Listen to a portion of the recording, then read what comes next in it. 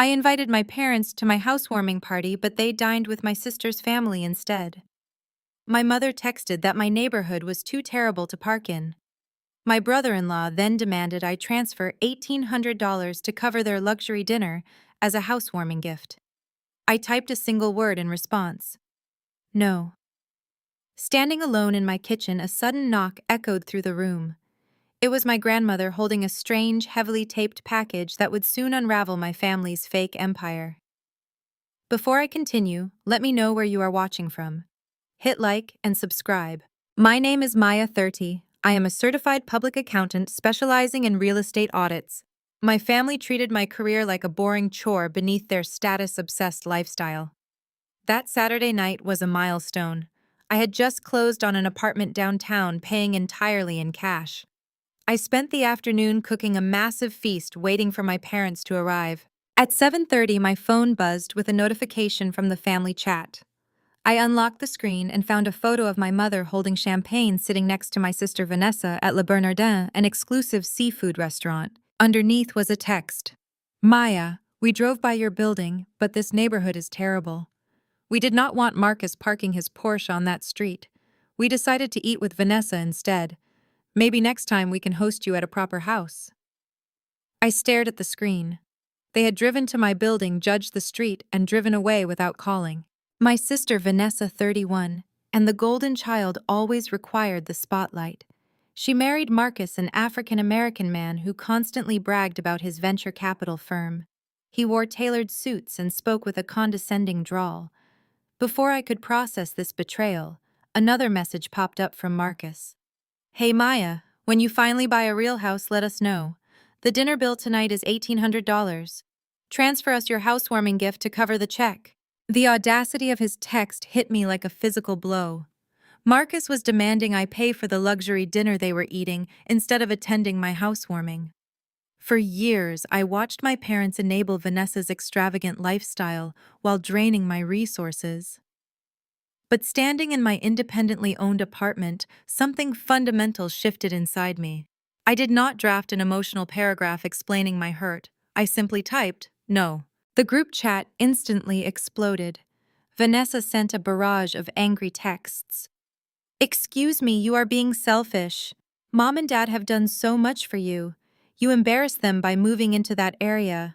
I replied immediately. I do not owe you anything, Vanessa. And I certainly do not owe Marcus a free dinner just because he wants to play pretend billionaire. Have a great night. I tossed my phone onto the counter. The silence in my apartment suddenly felt suffocating. I walked over to the dining table and started packing the untouched food into plastic containers. I was just about to throw the remaining salad away when a rhythmic knock echoed from my front door. I froze. My parents would never come up to my unit. I walked to the entryway and checked the peephole. Standing in the pouring rain holding a massive umbrella and a package was my grandmother Beatrice. I threw the door open. Grandma, what are you doing out in this storm? Beatrice stepped inside, shaking the water from her coat. She was my mother's mother, a woman who married into significant wealth but maintained a modest lifestyle. To my parents, Beatrice was just a frail old woman whose vast trust fund they were eagerly waiting to inherit. But I knew better. Beatrice was sharp, observant, and missed absolutely nothing. I came to see my granddaughter's new home, she said, her voice clear. She handed me her wet coat and looked around the apartment, her eyes taking in the clean lines. You bought this yourself, cash. No mortgages and absolutely no debt. Yes, I said, taking the package from her arms. Just exactly like you taught me. She smiled, an expression my parents never seemed to master. Good. Financial independence is the only real power a woman has in this world. Now put that package on the table. I carried the object to the dining table. It was wrapped in thick brown paper and excessive layers of packing tape. I grabbed scissors and carefully cut through the layers. When I pulled the paper away, I could not hide my disappointment. It was an incredibly ugly, chipped oil painting of a barren, muddy landscape. The colors were dull, the frame was scuffed, and it smelled faintly of dust and old attics. Happy housewarming, Maya, Beatrice said, watching my reaction with a cryptic twinkle in her eye. Thank you, Grandma, I managed to say. It is very unique. She stepped closer to the table and tapped her fingernail against the chipped wooden frame. Do not let its appearance fool you, Maya. People in our family care too much about the shiny exterior.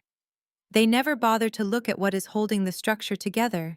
Hang it where you can always see it. And never ever let Marcus touch it. Before I could ask what she meant, her phone rang. It was my mother. Beatrice sighed. Her posture shifting into the frail, confused old woman persona she used to manipulate my parents. She answered the call, her voice trembling slightly. Oh, Patricia, yes. My driver got lost. I'm just heading back now. She hung up and gave me one last piercing look. Enjoy your beautiful new home, Maya. The real game is just beginning. As soon as the door closed behind her, I picked up the extremely ugly painting. I had no idea that hidden behind the dusty canvas was a secret that would allow me to legally evict my arrogant brother-in-law and expose my family's entire financial fraud. I stood alone in my kitchen staring at the chipped wooden frame resting against my pristine quartz countertop. The artwork itself was incredibly bleak, a muddy brown and gray landscape of a barren field under a stormy sky. It looked like something you would find discarded at a garage sale, completely out of place in my modern apartment. Yet my grandmother had braved a torrential downpour to personally deliver it. Hang it where you can always see it. Her words echoed in my mind, layered with that signature cryptic tone she used whenever my parents were making a massive mistake. I pulled up the family group chat again. The photo of my mother and sister sipping expensive champagne at Le Bernardin glared back at me. Marcus had already sent another message, a passive-aggressive reminder that his Venmo account was waiting for my $1,800 housewarming transfer. My chest tightened with a familiar suffocating anger. For my entire life, I was the designated scapegoat. When I chose accounting over a flashy, unstable career in fashion like Vanessa, my mother called me boring. When I saved my bonuses, instead of leasing a luxury vehicle, my father asked if I was struggling financially. They lived in a house of cards financed by debt and outward appearances while I built a concrete foundation. And still they demanded I pay rent to live in their delusion. I tossed my phone onto the sofa and walked to the kitchen island. I uncorked a bottle of red wine I had originally bought to share with them. Pouring a generous glass, I took a long sip, letting the rich flavor ground me. I was 30 years old, debt-free, and standing in a home I owned outright. I did not need their validation. I picked up my phone, leaned against the counter next to the painting, and held up my glass. I snapped a selfie. In the photo, my expression was tired but defiant, the ugly, muddy landscape of the painting perfectly framed over my right shoulder. I opened Instagram and uploaded the picture. I typed out a quick caption, "Housewarming for two." At least Grandma Beatrice's taste in art is as enduring as I am. I hit post, turned my phone on silent, and carried my wine to the living room. I spent the next hour unpacking boxes, deliberately ignoring the world outside. When I finally checked my screen before getting ready for bed, the post had already blown up, but not with congratulations. Vanessa had commented within 5 minutes. "Wow, Maya, that painting is almost as depressing as your neighborhood. Did you pull that out of a dumpster?" My mother had replied to Vanessa's comment. "Be nice, Vanessa. Maya does not have an eye for aesthetics. We will have to buy her something decent when we finally visit." I felt my jaw clench. They could not even let me have a peaceful night on social media without turning it into an opportunity to humiliate me publicly. I deleted their comments and restricted their access to my page. I was done playing their game. I finished the last drop of my wine, turned off the lights, and went to my bedroom. I left the painting sitting on the kitchen counter, its dark, brooding sky blending into the shadows of the apartment. Sleep did not come easily. I tossed and turned, my mind racing through years of financial manipulation. I thought about the student loan my mother had fraudulently taken out in my name, a burden that had derailed my credit score for a decade, while Vanessa enjoyed a lavish destination wedding in Cabo. I thought about Marcus, a man who called himself a venture capitalist, but never seemed to actually produce any tangible products, constantly pressuring my father for investment capital. Every time I closed my eyes, I saw Marcus's smug face demanding I pay for his dinner. Suddenly, the harsh blare of my ringtone shattered the silence of my bedroom. I jolted upright, my heart hammering against my ribs. I snatched my phone from the nightstand. The glaring, bright screen read 2 o'clock in the morning. The caller ID showed Dave, an old college friend and senior appraiser at a Manhattan antique auction house. We had not spoken in 6 months. I swiped to answer, my voice thick with sleep and confusion. Dave, is everything okay, Maya? You need to take that post down right now. Dave's voice was frantic, breathless, and completely devoid of his usual calm demeanor. Take what post down? What are you talking about? The selfie you posted on Instagram 3 hours ago. He said, his words rushing out in a panicked stream. The one with the painting your grandmother gave you. I was scrolling through my feed and almost dropped my phone. Maya, do you have any idea what is sitting on your kitchen counter? I rubbed my eyes, completely bewildered. It is just an ugly old painting of a field. Grandma Beatrice brought it over as a housewarming gift. It is hideous. It is not just a painting, Maya. I zoomed in on the high-resolution version of your photo. Did you look at the bottom right corner of the wooden frame? Did you see the small dark red wax seal stamped directly into the wood? I stood up, my bare feet hitting the cold hardwood floor, and walked quickly out of my bedroom toward the kitchen. No, I did not notice a wax seal. Why? Because that is the Harrington Trust seal. Dave said, his voice dropping to an urgent whisper. That seal was used exclusively in the 1980s to mark commercial assets held by one of the wealthiest private real estate trusts in the state. Maya, whatever is inside that frame is not just art. It is a highly classified financial instrument. You need to delete that picture before anyone else recognizes that seal. Open the backing of that frame immediately and call me back. I laid the ugly painting face down on my quartz kitchen island. My heart hammered against my ribs as I grabbed a utility knife from the drawer. Dave's panicked voice echoed in my head. The Harrington Trust seal. I slid the blade under the brittle brown paper backing of the frame. Decades of dust puffed into the air as the paper gave way with a dry tear. I peeled it back, expecting to find nothing more than old canvas and wood. Instead, a thick manila envelope was taped directly to the back of the painting. Next to it, secured by a strip of heavy-duty adhesive, lay a heavy brass safety deposit box key. I carefully detached the envelope. The paper was crisp, completely preserved from the elements. I broke the wax seal on the flap and pulled out a stack of documents. The first page was a legally notarized commercial property deed. My eyes scanned the dense legal jargon, my CPA training instantly kicking in. The grantor was the Harrington Trust, my grandmother's maiden name. The grantee, effective immediately upon possession of these documents, was Maya Harrington. Me. I grabbed my laptop, brought it to the kitchen island, and flipped it open. I bypassed the standard public search engines and logged directly into the State Property Tax Assessment Database, a portal I use daily for my commercial real estate audits. I typed in the exact address listed on the deed. The loading icon spun for a fraction of a second before the property profile populated the screen. The address belonged to a premium downtown commercial office building. It was a prime piece of real estate located right in the financial district. I scrolled down to the assessed value, $5.5 million. I stared at the number, the zeros blurring together. My grandmother, the woman my parents treated like a senile burden, possessed a multi-million-dollar commercial property, and she had just handed it to me in the middle of a rainstorm. But Beatrice never did anything without a strategic reason.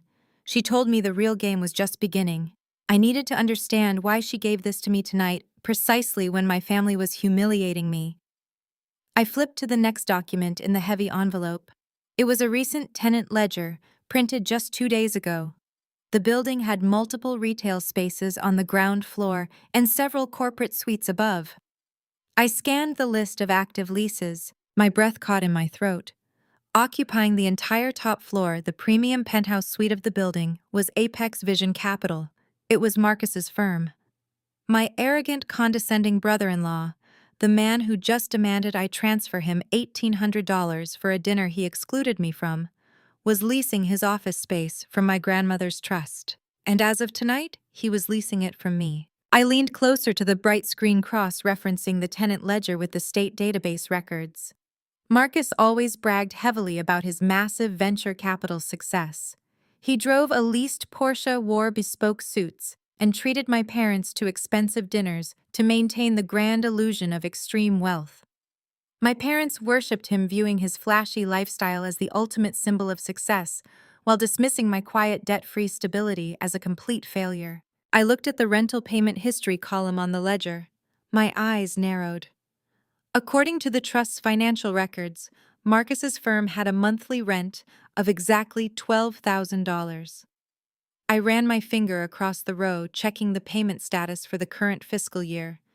January unpaid, February unpaid, March, April, May all unpaid. I scrolled down to the final tally at the bottom of the page. Apex Vision Capital was exactly 8 months behind on rent. Marcus owed the Harrington Trust $96,000 in arrears. The sheer audacity of it left me temporarily speechless. Marcus was sitting in Le Bernardin right now, drinking expensive wine on my parents' dime, demanding I fund his lifestyle, all while defaulting on nearly $100,000 in rent to my own grandmother. He was not a successful venture capitalist. He was a complete fraud, squatting in a luxury office suite he absolutely could not afford, using the address to lure in unsuspecting investors and impress my gullible parents. My phone lit up on the counter. It was another text in the family group chat. This time it was from my mother. Maya, do not ignore Marcus. It is incredibly rude. He manages millions of dollars and took valuable time out of his busy schedule to even consider your housewarming. The absolute least you can do is show some respect and send the money. Vanessa chimed in a second later. Exactly. We are trying to teach you how high society works. Stop acting like a stubborn child and pay the bill immediately. I read their messages, the glowing screen illuminating my face in the dark kitchen. A cold, sharp clarity washed over me. For years, I had silently absorbed their countless insults. I had let them belittle my chosen career, mock my modest home, and treat me like a disposable financial stepping stone. I had always played the role of the quiet, compliant daughter, because fighting back always resulted in endless, exhausting drama. But I was not just the quiet daughter anymore. I was a certified public accountant holding the deed to a $5 million building. And more importantly, I was now the sole landlord of the man my family worshipped. I placed my hand flat against the commercial property deed. I did not text them back. I did not justify my boundaries or beg for their approval. Instead, I opened a new tab on my laptop and navigated to the blank form section of my real estate audit software.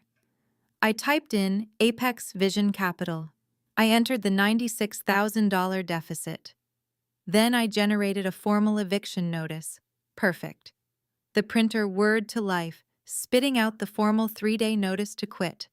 I pulled the warm paper from the tray, picked up my favorite blue pen, and signed my name on the bottom line with a satisfying flourish.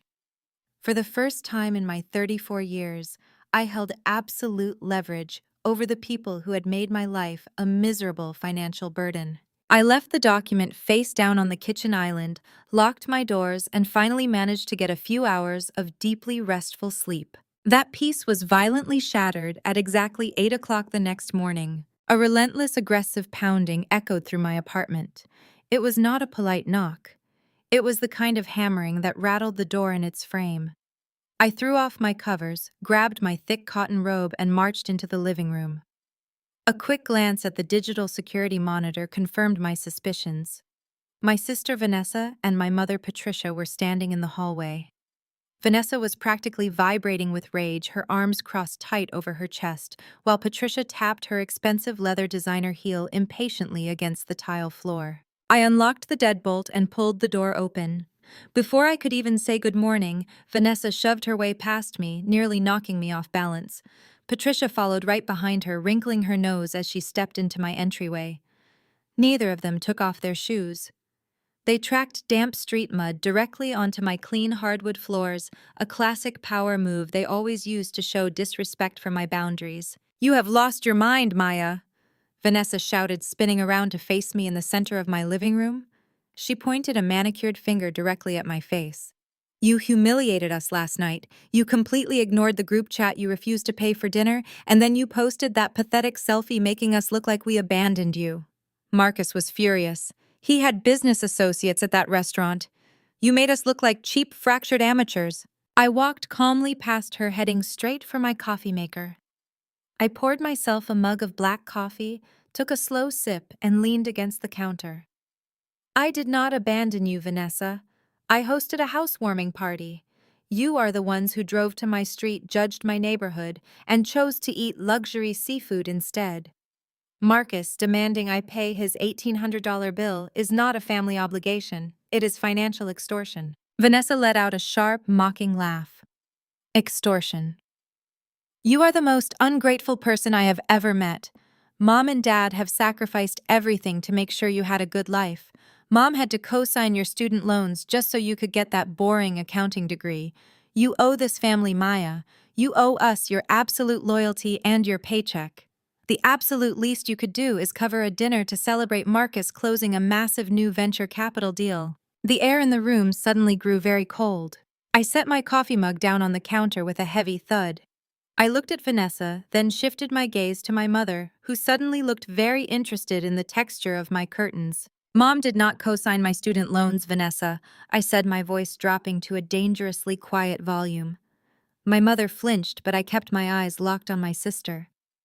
When I was 18 years old, Patricia stole my social security number. She forged my signature and took out a $40,000 unsecured personal loan in my name. Vanessa rolled her eyes. Stop being dramatic. We all make family sacrifices. It was not a family sacrifice, I fired back, stepping closer to her. It was a federal felony. It was identity theft. And do you want to know exactly where that $40,000 went, Vanessa? It did not go to my tuition. I paid for my accounting degree by working double shifts at a diner and maintaining a flawless academic scholarship. That stolen money went directly to your bank account. Patricia used my stolen credit to pay for your lavish destination wedding in Cabo San Lucas. She bought your designer dress, your first-class tickets, and your open bar with a loan that carried a 19% interest rate under my name. Vanessa's mouth opened, but no sound came out. She looked at our mother, waiting for a denial. Patricia just looked away, her silence confirming every single word. For the last 12 years, I continued, my voice echoing off the walls of my new apartment. I have had my credit score destroyed. I have driven a broken-down car, skipped vacations, and lived in tiny studio apartments so I could aggressively pay down that fraudulent debt without sending our mother to federal prison. And as of yesterday afternoon at exactly 4 o'clock, I submitted the absolute final payment. The account is officially closed. The financial tether you have held around my neck is permanently severed. I do not owe you a single dime. The room was dead silent. I expected apologies. I expected shame. But I had momentarily forgotten exactly who I was dealing with. Patricia simply waved her hand through the air, completely brushing off the revelation of her felony as if I had just complained about the weather. That is ancient history, Maya, Patricia said, her voice dripping with extreme condescension. We did what we had to do to maintain the family image. Vanessa needed a proper wedding to secure Marcus. It was a strategic investment for all of us. You are being terribly emotional over nothing. I stared at her, genuinely astounded by her sociopathic lack of empathy. But Patricia was not even looking at me anymore. She began marching through my living room, her eyes darting aggressively over my furniture, scanning the walls and peering onto my kitchen island. She walked right past the face-down eviction notice without a second glance. Her gaze landed on the empty space on the counter where I had left the vintage oil painting the night before. I had safely locked it inside my bedroom closet before going to sleep. Patricia turned around, her hands planted firmly on her hips. Her eyes were hard and calculating. Enough about the past, she commanded, taking a step toward me. Where is that ugly painting your grandmother brought you last night? I crossed my arms. Why do you care about a painting you just called ugly in the group chat? Because Marcus saw your little social media post. Patricia snapped, her voice rising with impatient greed. He recognized the specific wood carving on the frame. He said Beatrice must be suffering from severe elderly confusion to hand that over to you. Marcus said it is a highly valuable asset that belongs in the family estate, and he is going to manage it. Go get it right now, Maya. We are taking it with us. I did not move a single muscle. I stood my ground in the center of my kitchen, feeling a profound sense of calm wash over me. The frantic, anxious energy that used to dictate my every interaction with my mother had completely evaporated, replaced by the cold, hard facts resting securely on my kitchen counter. I stared at Patricia, taking in her demanding posture and the sheer entitlement radiating from her eyes. I am not getting anything for you, I stated, my voice completely devoid of emotion. The painting was a gift to me from Grandma Beatrice. It is my property, and it is staying in my apartment. Vanessa scoffed, stepping up beside our mother and crossing her arms defensively. Your property. Please, Maya. You do not even know what you are holding. Marcus called us at 6 this morning, the absolute second he saw your social media post. He did his research. That frame is an antique, probably holding something incredibly rare or historically significant. Grandma Beatrice has no idea what she is doing anymore. She is practically senile. Marcus is going to have the asset professionally appraised and integrated into the family estate where it belongs. Before I could tell Vanessa exactly how sharp and incredibly lucid our grandmother actually was, heavy footsteps echoed in the hallway outside my unit. Since my mother and sister had neglected to close my front door completely when they ambushed me, the heavy wooden door swung wide open. Marcus strolled into my apartment without a single knock or an ounce of hesitation.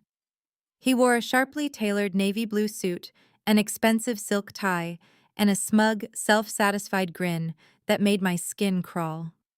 He walked through my living room as if he were inspecting a hotel suite he had already decided was vastly beneath his high standards. "Good morning, Maya," Marcus said smoothly, his eyes sweeping over my modest furniture with blatant distaste.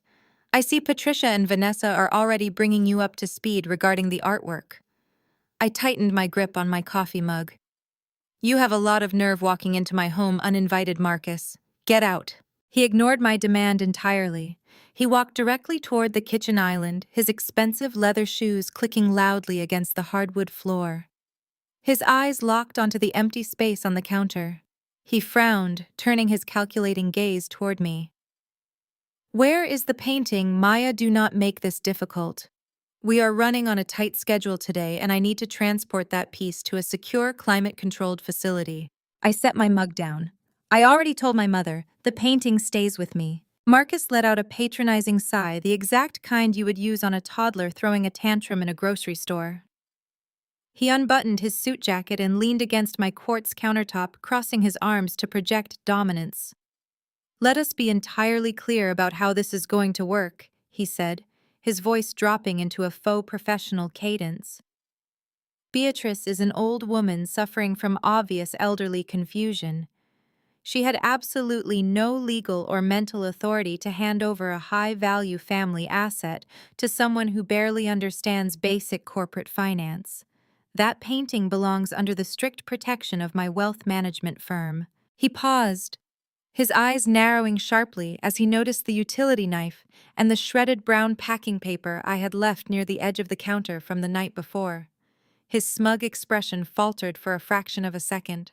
He looked toward the hallway leading to my bedroom, putting two and two together. "You opened the frame," he stated, his voice suddenly losing its smooth veneer. I did not confirm or deny it. I simply watched him panic. Marcus pushed off the counter and took a threatening, aggressive step toward the hallway. "Go get the painting, Maya, right now. If you damage that frame or whatever financial instrument is hidden inside it, I will personally hold you liable for the depreciation." I stepped swiftly into his path, blocking his access to my bedroom hallway. My heart was pounding, but I planted my feet firmly on the ground. "You are not taking another step in my home." Marcus towered over me, trying to use his physical size to force my compliance. His charming facade completely disintegrated, replaced by a vicious, sneering cruelty. He leaned down, his face inches from mine, his voice dripping with venom. "Look, Maya, You make $70,000 a year punching numbers into a spreadsheet. You are a glorified calculator. I manage wealth. I handle multi-million dollar portfolios for high net worth individuals. You have absolutely no idea how to handle an asset of this magnitude. Give me the painting right now, or I will call Richard and have him write you out of the family trust completely. You will not see a single dime of inheritance. My father's name hung in the air like a weapon. Marcus fully expected me to cower at the threat of being cut off from Richard's supposed fortune. My mother nodded vigorously behind him, a triumphant gleam in her eyes. She clearly thought Marcus had just delivered the winning blow. I held Marcus's furious gaze. I did not shrink back. I did not apologize. Instead, a cold, genuine smile spread across my face.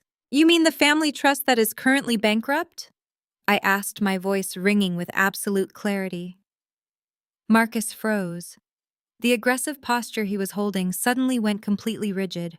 I did not just open the frame last night, Marcus. I continued, my words flowing like a perfectly calculated audit report. I found the Harrington commercial property deed hidden inside. I know exactly what Grandma Beatrice gave me. But more importantly, I know exactly who is leasing the top floor of that building. Vanessa frowned, stepping forward with a confused look on her face. What are you talking about? What building? I kept my eyes locked solely on Marcus. I ran your company's employer identification number this morning, Marcus. I cross-referenced it with the state tax database and the commercial lease ledger Grandma Beatrice attached to the deed. You do not manage wealth. You are not handling multi-million-dollar portfolios. Your venture capital firm has 0 active investments and 0 liquid capital. Marcus opened his mouth, but his typical smooth-talking excuses completely failed him. He stood there completely silent and pale. You are a fraud, I stated loudly, making sure my mother and sister heard every single syllable. You are squatting in a premium downtown office building that you absolutely cannot afford. You have not paid rent to the Harrington Trust in 8 months. You owe nearly $100,000 in arrears. And as of midnight last night, I am the legal owner of that property. I am your new landlord. The color drained rapidly from Marcus's face. The arrogant sneer vanished, replaced by an expression of pure, unadulterated terror. He looked at my mother, then back to me, his jaw working silently, unable to form a single word, as the reality of his ruined empire crashed down around him. He took a stumbling step backward, his expensive leather shoe, catching the edge of my hallway rug, nearly sending him sprawling. The absolute panic radiating from him was palpable. He grabbed Vanessa by the upper arm, practically dragging her toward the front door. "We are leaving," he barked, his voice tight and breathless. Vanessa stared at him with wide, uncomprehending eyes, stumbling in her heels as he pulled her along. Patricia hesitated, shooting one last desperate glance at the vacant spot where she thought the painting was, before turning on her heel and marching out behind them. I followed them to the entryway and slammed the heavy wooden door shut, throwing the deadbolt with a resounding click. The silence in the apartment was deafening, but it was the most beautiful sound I had ever heard. I had won the first battle. But the adrenaline crash hit me a moment later. My hands were shaking and a dull, pulsing headache began to form behind my eyes. I desperately needed coffee. I threw on a trench coat over my lounge clothes, slipped into my sneakers, and took the elevator down to the street. The crisp morning air helped clear the remaining fog from my brain. I walked 2 blocks to my favorite independent coffee roaster. The line was short. I ordered a large dark roast and a pastry, mentally preparing my next legal steps regarding Marcus's eviction. The barista rang me up. $12.50. I pulled my primary debit card from my wallet and tapped it against the reader. A sharp beep echoed over the counter. Declined. I frowned, pulling the card back. Try it again, I said, assuming it was a chip error. I tapped it a second time. The machine flashed red. Transaction denied. Contact your financial institution. A hot flush of embarrassment crept up my neck. I quickly pulled a $20 bill from my coat pocket, handed it to the barista, and stepped aside. As I clutched my paper cup, my phone buzzed in my pocket. A chilling sense of dread washed over me. I sat on a concrete bench outside the coffee shop and dialed the customer service number on the back of my debit card. After navigating the automated system and verifying my identity with a representative, the truth hit me like a physical blow. "Ms. Harrington," the representative said gently, "it appears a secondary account holder initiated an emergency freeze on this account at 8:15 this morning, citing suspected fraudulent activity." I squeezed my eyes shut. Richard, my father. When I was 16 years old and working my first part-time job, he had set up that checking account for me as a joint account to monitor my teenage spending. Over the last 14 years, I had completely forgotten his name was technically still on the paperwork. I used that specific account for my daily living expenses, groceries, utilities, gas, and coffee. My actual savings and investments were secured in an entirely different financial institution, but my immediate liquid cash, the money I needed to function today, was locked down tight. Before I could even hang up the phone, a text message notification dropped down from the top of my screen. It was from my father. I opened the message. The words were dripping with his usual brand of authoritarian manipulation. "I froze your funds. Bring the painting and the documents to our house right now, or you starve. You will learn to respect this family, and you will hand over that asset to Marcus immediately." I stared at the glowing text message on my screen. They actually thought this would break me. They genuinely believed that treating me like a disobedient teenager and cutting off my allowance would force me to come crawling back, begging for forgiveness, and handing over a multi-million-dollar commercial property to a fraud. I did not cry. I did not panic. A profound, icy calm settled over my entire body. I tossed my empty coffee cup into the nearest trash can and walked straight back to my apartment building. I bypassed my floor entirely and went straight down to the secure parking garage. I got into my car and merged onto the quiet Sunday morning streets of downtown. I drove directly to the high-rise building that housed my corporate accounting firm. The lobby was completely deserted. I swiped my security badge, rode the elevator to the 14th floor, and unlocked the heavy glass doors of our executive suite. The office was silent, filled only with the faint, continuous hum of the central servers. I walked directly to my desk, dropped my keys, and hit the power button on my computer tower. My dual monitors flickered to life, bathing my face in harsh blue light. I pulled my mechanical keyboard close and cracked my knuckles. Richard and Marcus thought they were playing chess by freezing a simple checking account.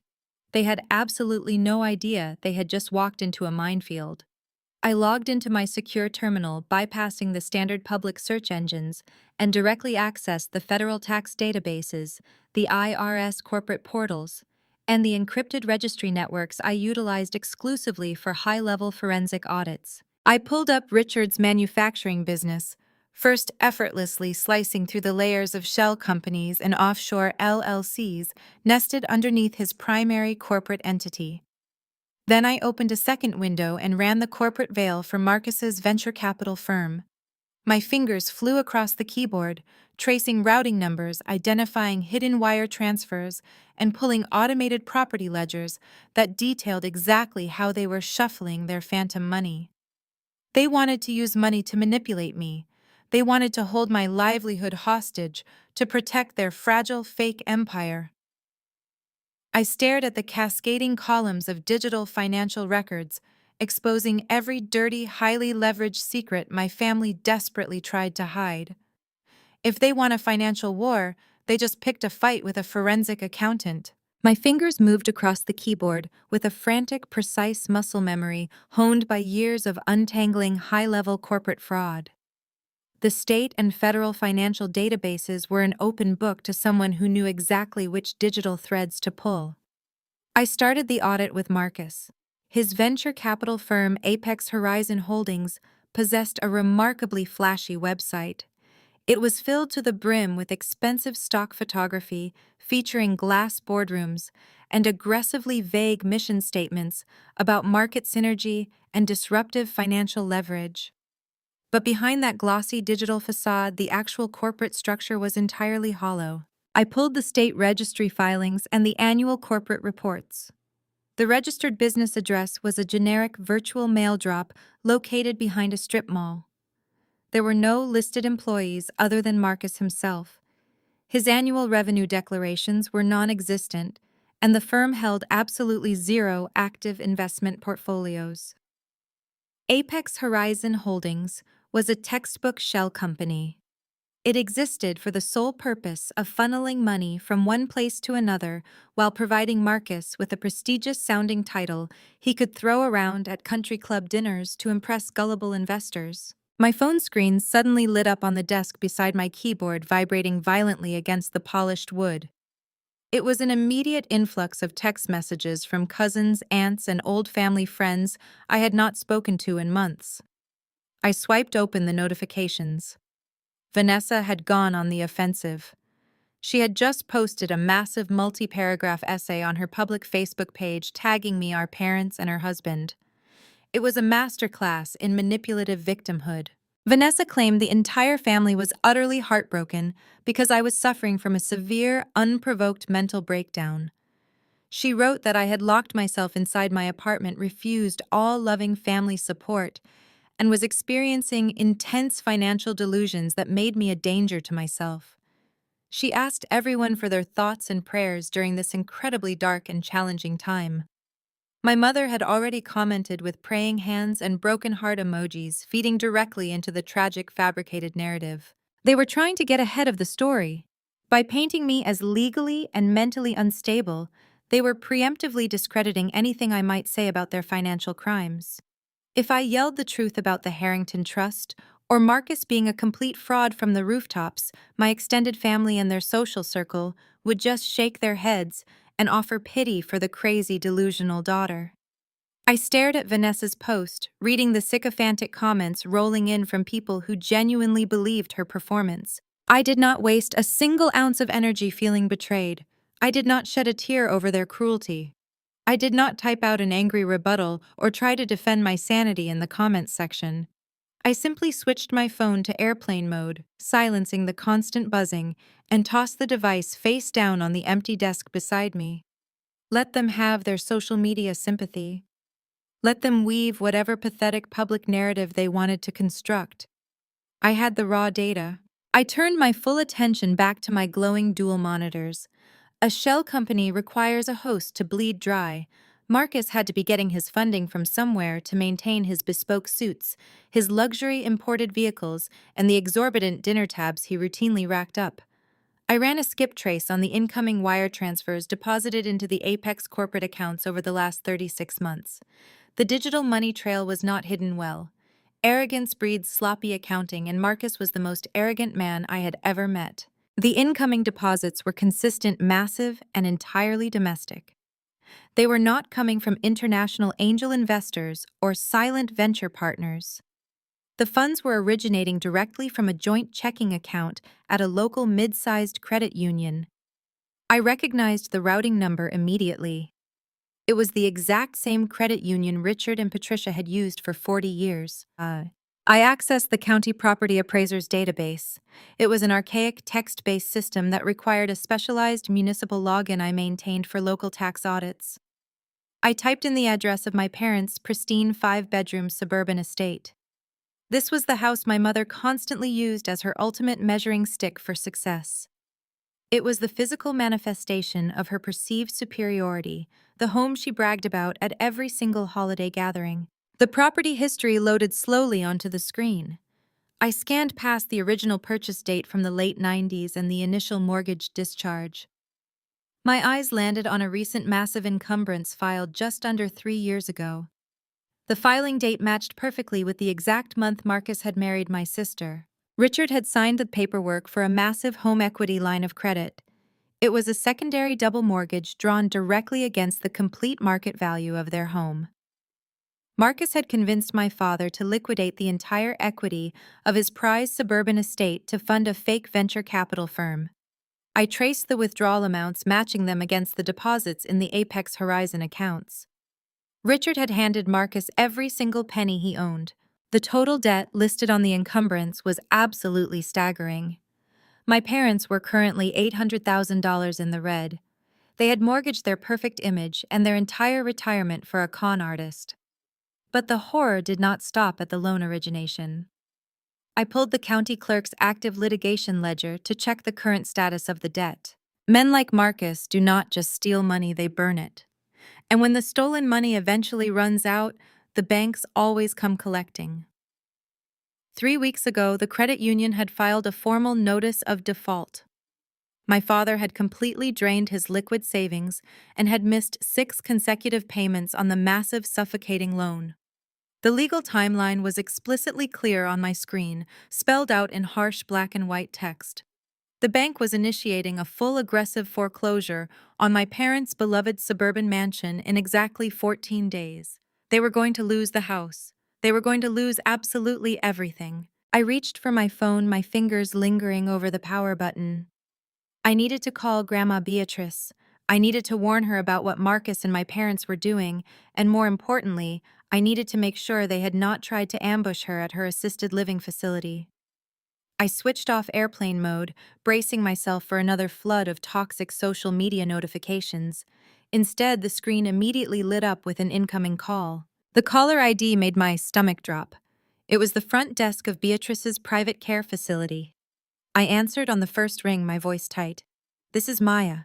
"Maya, thank goodness I reached you," the facility director said, her tone laced with poorly concealed panic.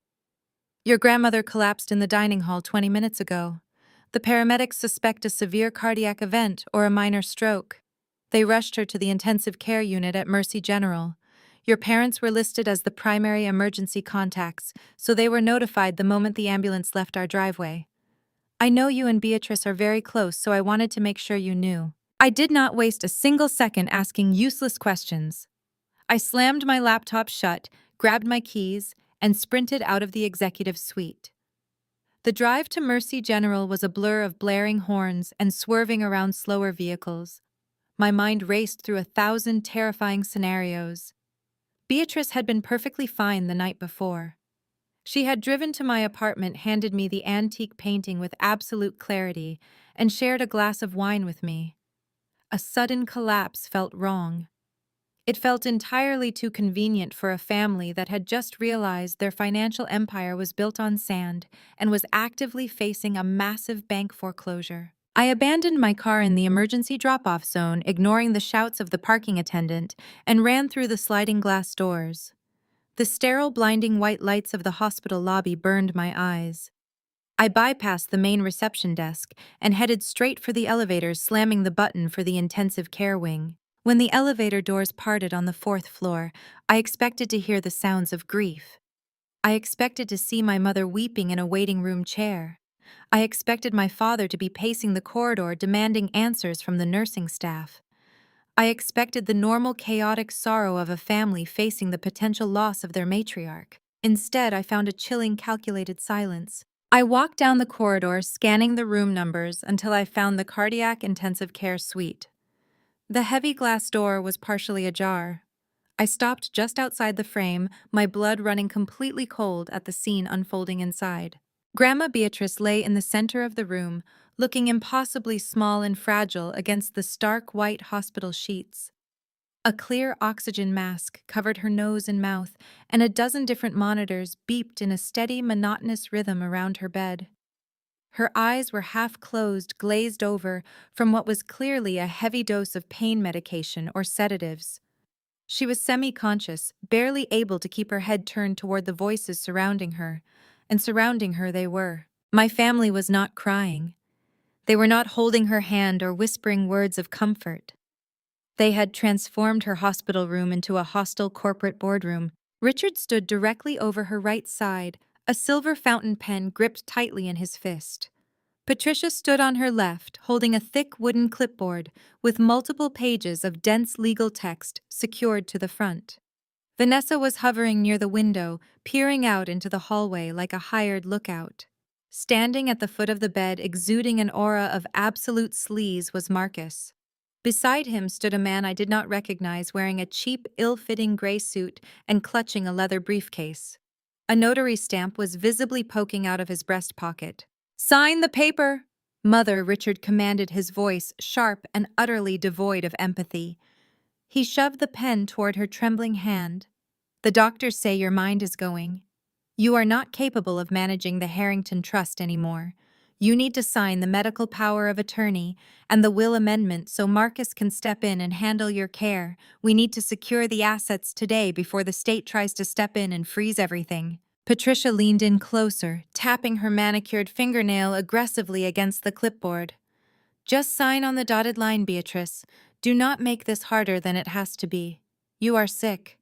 Let Marcus take over the portfolio. He knows exactly what to do with the commercial properties. They were trying to steal the estate right out from under her while she was incapacitated. They knew the bank was foreclosing on their suburban house in exactly 14 days. They knew Marcus had completely drained the home equity line of credit. They needed Beatrice to sign over the Harrington Trust immediately so they could liquidate her assets, save themselves from financial ruin, and cover up the massive fraudulent debts they had racked up. Grandma Beatrice let out a weak, raspy cough, her head rolling slightly to the side as she tried to pull her hand away from Richard. "No," she murmured, her voice muffled by the oxygen mask. "Maya. Where is Maya?" "I am right here," I said, pushing the heavy glass door all the way open and stepping into the room. The entire group snapped their heads toward me.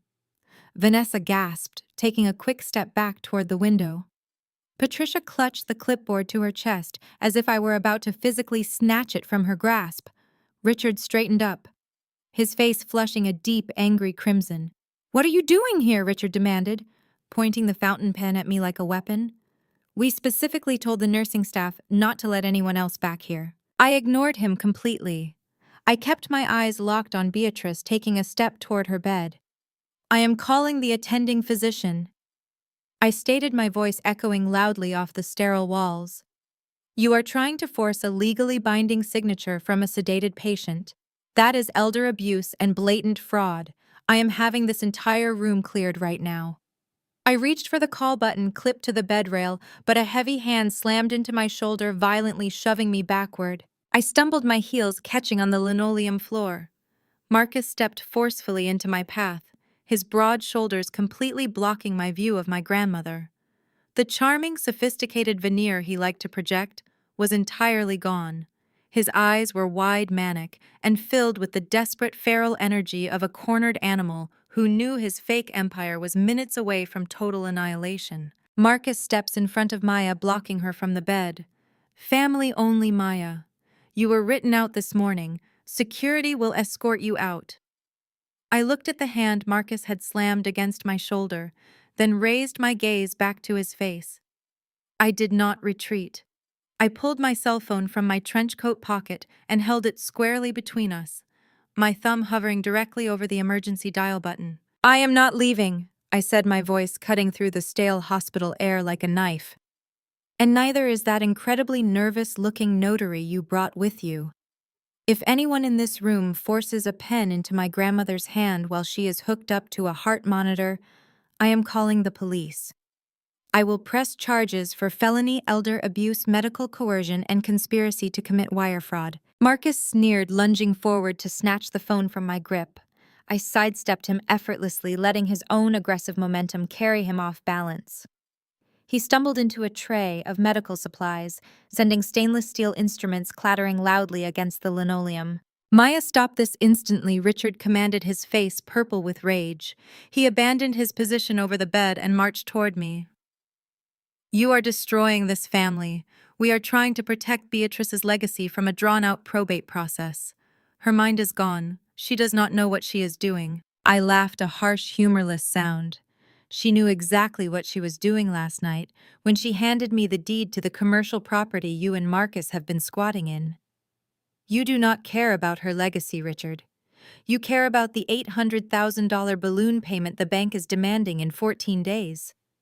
You care about your impending foreclosure. Patricia let out a strangled gasp, dropping the heavy wooden clipboard to the floor. The thick stack of legal documents scattered across the tiles. "You have no idea what you are talking about," Patricia stammered, her eyes darting nervously toward the open doorway. "Keep your voice down. People will hear you." "That is exactly the point," I fired back. I want every nurse, doctor, and security guard on this floor to hear exactly how Richard and Patricia Harrington plan to steal from a sedated woman to cover up their own massive financial failures. Vanessa crossed her arms, trying to project a confidence she clearly did not feel. You are bluffing, Maya. You have no power here. Marcus is a financial professional. He knows how to handle distressed assets. Marcus regained his footing, smoothing down his suit jacket with trembling hands. He pointed a shaking finger at me. Get out before I have you arrested for trespassing. I opened my mouth to reply, but a sudden movement from the hospital bed silenced me completely. The rhythmic, monotonous beeping of the heart monitor suddenly shifted, quickening into a steady, strong pulse. The blankets rustled. A frail but surprisingly steady hand reached up and grabbed the clear plastic oxygen mask covering her face.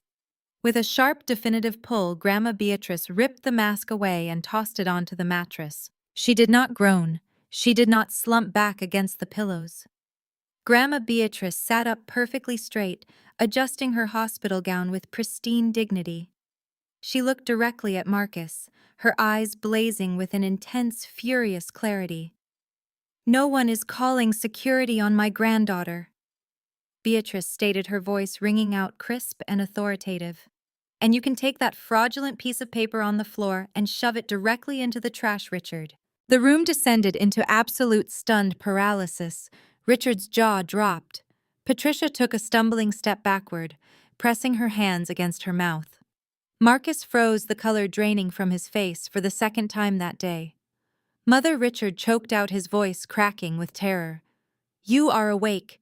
The doctors said you had a major cardiac episode. They said you were completely unresponsive. I had a mild panic attack, Richard Beatrice snapped, swinging her legs over the side of the bed. The facility director brought me my morning mail. Included in that mail was a copy of the default notice from your credit union. They sent it to me because my name is still listed as a secondary guarantor on the original property deed from 30 years ago. I felt dizzy, my heart rate spiked, and the overzealous nursing staff called an ambulance. I am perfectly fine. She glared at the cheap notary who was currently trying to edge his way out of the room undetected. When I woke up in this bed 20 minutes ago, I heard you plotting in the hallway. Beatrice continued, her voice dripping with absolute disgust. I heard Marcus explicitly instruct his hired associate to backdate the notary stamp. I heard my own son calculating exactly how quickly he could liquidate my trust fund to save his suburban mansion. So I kept my eyes closed. I slowed my breathing. I wanted to hear exactly how far you would go. Patricia rushed forward, clasping her hands together in a desperate plea. Beatrice, please, you misunderstood. We were just trying to secure the estate. We were worried about your medical care. Do not insult my intelligence, Patricia Beatrice commanded, raising a hand to silence her daughter-in-law. You were trying to rob me blind. You brought a pen to a hospital bed, hoping to steal everything I built, because your idiot son-in-law convinced you to leverage your entire life on a phantom venture capital firm. Marcus opened his mouth, attempting to deploy his usual smooth-talking charm.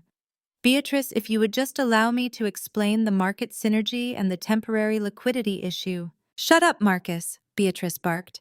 You are a grifter in an expensive suit. You have not paid rent on my commercial property in 8 months. You are bleeding my son dry, and now you thought you could bleed me dry too. 2 intensive care nurses appeared in the doorway, drawn by the commotion. They looked at the scattered papers on the floor and the tense standoff around the bed. Is everything all right in here, Ms. Harrington? One of the nurses asked, stepping into the room. Everything is perfectly fine, Beatrice said, offering the nurse a polite, reassuring smile before turning her iron gaze back to my family. But these people were just leaving. Get these vultures out of my room immediately. If they refuse, please call hospital security and have them escorted off the premises. Richard looked thoroughly destroyed. His shoulders slumped, and the arrogant, commanding presence he usually wielded was entirely broken. Mother, please, he begged, his voice trembling. If you do not help us, we are going to lose the house. We have absolutely nothing left. We are facing complete bankruptcy. Beatrice looked at her son, her expression a mixture of profound sadness and unyielding resolve.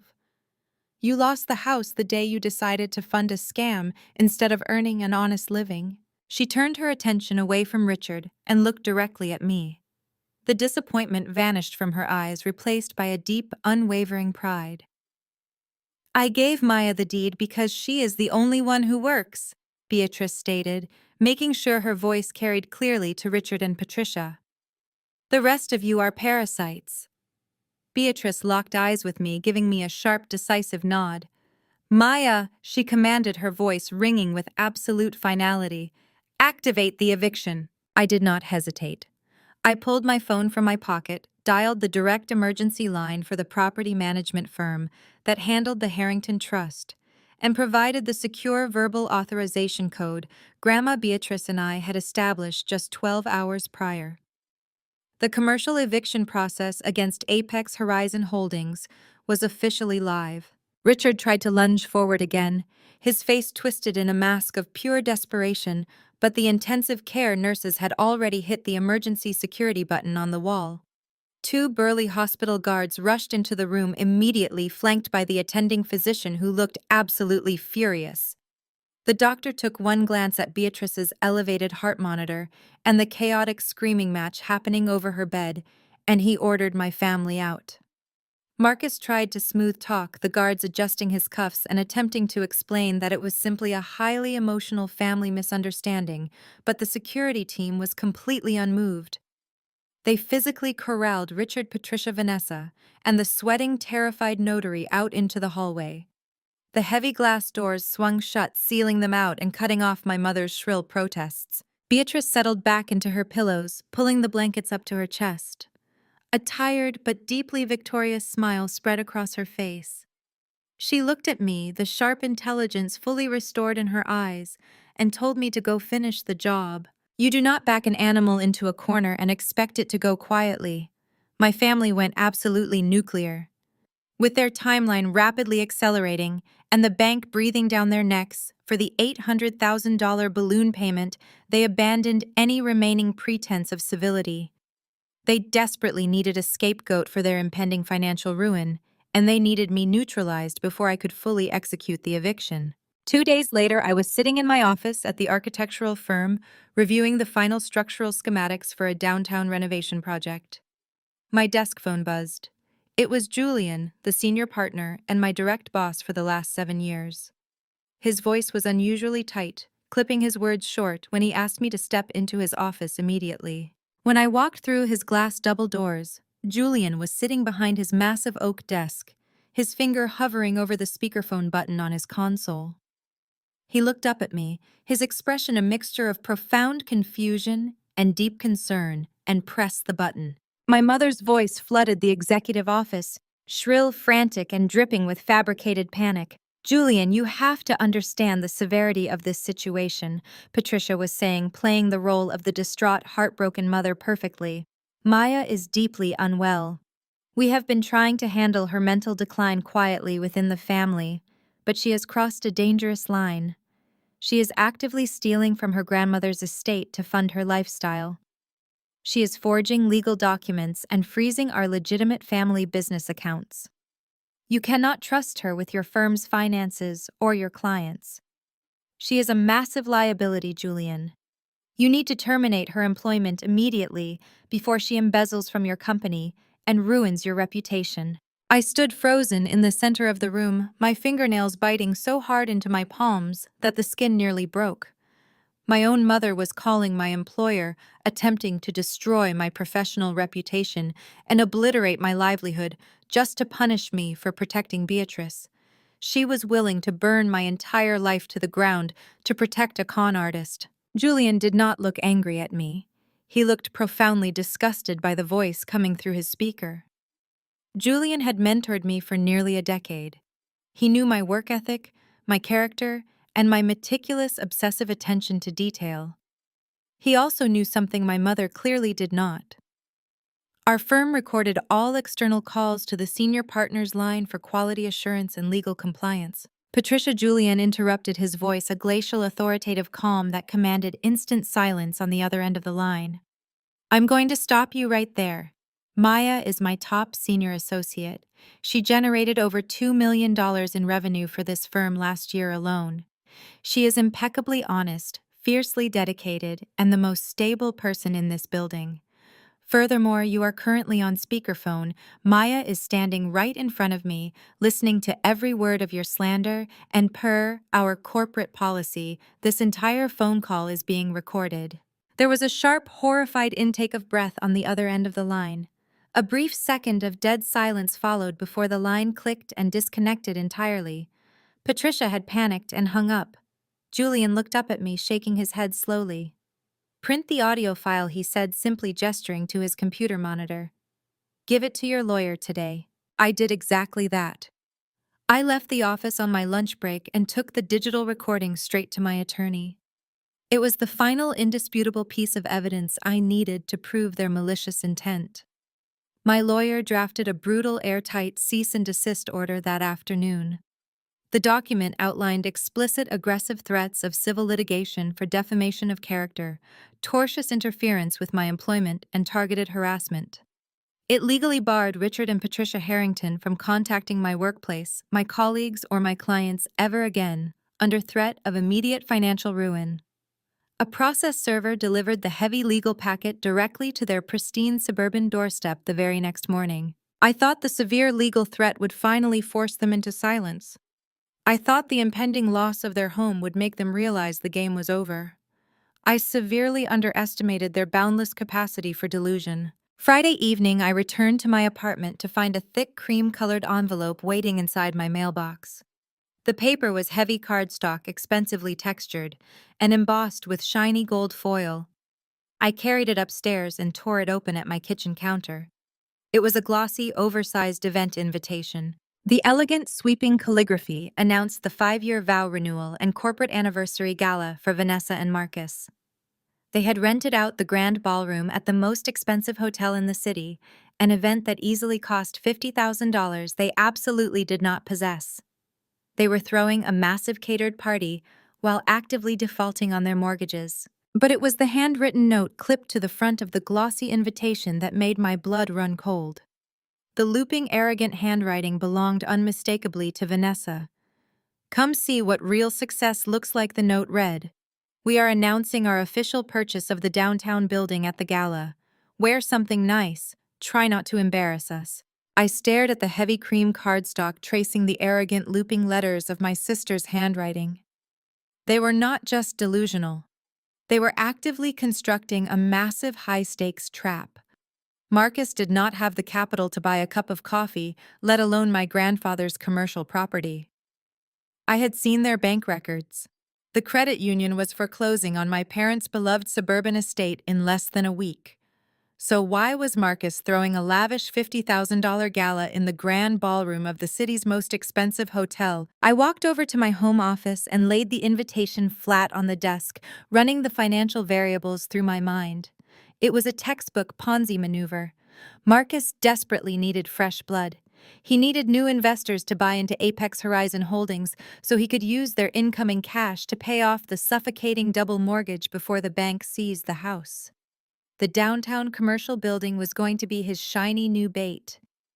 By publicly announcing the acquisition of a prime piece of real estate, he would instantly legitimize his hollow shell company in front of a ballroom full of wealthy, gullible guests. He was going to use my grandfather's legacy to steal millions of dollars from innocent people, just like he had stolen from Richard and Patricia. I did not throw the invitation away. I pinned it directly to the corkboard above my dual monitors. I had exactly 7 days until the gala. It was time to prepare for war. I spent Monday morning inside the polished mahogany conference room of the Harrington Trust legal team. Grandma Beatrice had already authorized the full release of the asset from her hospital bed, eager to see Marcus destroyed. We executed a flawless, expedited title transfer. The deed to the downtown commercial property was moved permanently out of the Harrington Trust and placed directly under the absolute control of a newly formed limited liability company. I named my new entity Catalyst Development. I sat at the massive conference table, gripping a heavy gold pen, and signed the final transfer documents. A legitimate notary stamped the pages with a satisfying heavy thud. The building was officially legally mine.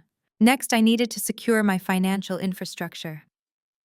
Richard and Patricia had spent the weekend trying to freeze every family-related bank account, filing desperate, baseless injunctions, claiming I was financially unstable and stealing from Beatrice.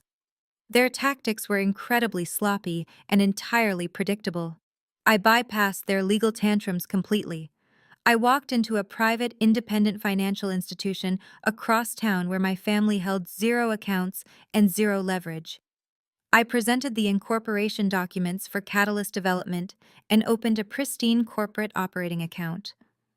The property was now fortified behind an impenetrable wall of corporate structuring, completely isolated from any of Richard's desperate legal maneuvers. By Wednesday afternoon, my legal team finalized the commercial eviction paperwork for Apex Horizon Holdings. Marcus was officially 8 months delinquent on his lease. He had absolutely zero legal standing to occupy the premises, let alone claim ownership in front of a room full of potential investors. I did not want the eviction notice sent through the standard slow-moving mail system. I wanted it delivered with absolute undeniable certainty.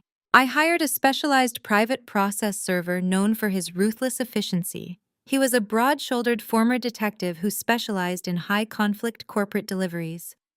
I met him in the lobby of my office building and handed him a thick manila envelope containing the formal notice to vacate. I also handed him a complete dossier on Marcus, including a glossy copy of the gala invitation. I gave the process server highly specific instructions. I told him to hold the eviction documents until Saturday night. He was not to serve Marcus at his fake office or at his rented apartment. The delivery needed to be public. It needed to happen exactly when Marcus felt the most untouchable. He was to walk right into the grand ballroom and hand Marcus the eviction notice the moment he tried to announce the purchase of my building. With the civil matters locked down, I turned my full attention to the criminal reality of my family's actions. Evicting Marcus would protect my property, but it would not address the staggering financial crimes he had committed using my parents' credit union accounts. I sat at my home office desk on Friday evening, the glow of my dual monitors illuminating the dark room. I had spent the last month compiling hundreds of pages of raw data. I had digital copies of the fraudulent wire transfers, the fake corporate registry filings, the devastating double mortgage encumbrance, and the clear paper trail of tax evasion connected directly to Apex Horizon Holdings. Marcus had built his entire operation on a foundation of federal wire fraud, and Richard had knowingly signed the documents to fund it. My parents and my sister thought they could destroy my career by calling my boss with pathetic lies. They thought they could bully me into submission. They thought they were untouchable because they wore expensive suits and hosted extravagant parties. But numbers do not lie, and federal agencies do not care about social standing. I picked up my cell phone. I did not call my mother to argue. I did not call Vanessa to yell about her arrogant invitation. I dialed a dedicated toll-free number I had memorized during my time as a corporate tax auditor. The line clicked, connecting me directly to a federal agent. I kept my voice perfectly level, devoid of any emotion. "I am calling to report a massive ongoing financial crime," I stated clearly. "I have comprehensive proof of wire fraud and tax evasion regarding a local wealth management firm." The wheels of federal justice began to turn. I spent the next 48 hours uploading every encrypted file, every forged ledger, and every damning email directly into the secure federal portal. I provided the names, the routing numbers, the exact dates of the fraudulent domestic wire transfers, and the falsified notary stamps. The agent on the other end of the line was clinical efficient and deeply interested in the digital dossier I had meticulously assembled. I knew from my auditing days that a federal investigation of this magnitude would move with terrifying invisible speed. The white-collar division of the FBI and the IRS do not ignore hard, undeniable evidence of a multi-million-dollar Ponzi scheme. Marcus had effectively signed his own federal indictment the moment he transferred my parents' stolen home equity across state lines. The trap was set. All I had to do was wait for the jaws to snap shut. Saturday evening arrived with a bitter, biting chill in the air. The Pinnacle Country Club sat at the highest elevation in the city, an exclusive members-only fortress of old money, manicured golf courses, and towering egos. Marcus had spared absolutely no expense for his fake 5-year vow renewal and corporate anniversary gala. As I pulled my car into the circular valet drive, I could see the obscene display of wealth radiating through the floor-to-ceiling windows of the grand ballroom. There were massive floral arrangements dripping with white orchids, towering ice sculptures gleaming under crystal chandeliers, and waiters in crisp tuxedos circulating with silver trays of vintage champagne. It was a masterclass in financial illusion. Marcus was burning through tens of thousands of dollars he absolutely did not have to impress the exact people he planned to steal from next. I did not wear the sensible, understated pastel dresses my mother had always forced me into. I shed the frumpy, overlooked middle child persona the exact moment I stepped out of my car. I wore a tailored, razor-sharp emerald green power suit. The cut was severe striking and commanded immediate attention paired with matte black stilettos, and my hair pulled back into a sleek, unforgiving style. I did not look like the compliant, quiet scapegoat they could bully into submission. I looked like a woman who owned the commercial building they were trying to steal. I looked like the executioner. I walked past the valet stand and stepped through the gilded front doors of the country club. The expansive marble lobby was buzzing with local elites. I recognized a city councilman, the head of the Municipal Planning Commission, and several wealthy angel investors Marcus had clearly targeted for his next massive grift. They were all sipping champagne, completely unaware that they were standing in the middle of a collapsing criminal enterprise. I made my way toward the entrance of the grand ballroom, my heels clicking sharply against the polished marble floor. Suddenly, a hand slammed against the heavy mahogany frame of the double doors, physically barring my path. Patricia stood there, her face flushed a blotchy, uneven red beneath her heavy, expensive makeup. She was wearing a beaded designer gown that likely cost more than my first car, clinging desperately to the illusion of high society. Her eyes darted frantically around the lobby, terrified of causing a public scene, but her voice was a venomous, panicked hiss. "You have no right to be here," Patricia spat aggressively, positioning her body to block the entrance to the ballroom. "Vanessa explicitly told you to stay away. You are uninvited, Maya. Turn around and leave this instant before I have the club manager throw you out into the street." I did not flinch. I did not shrink back or apologize to keep the peace.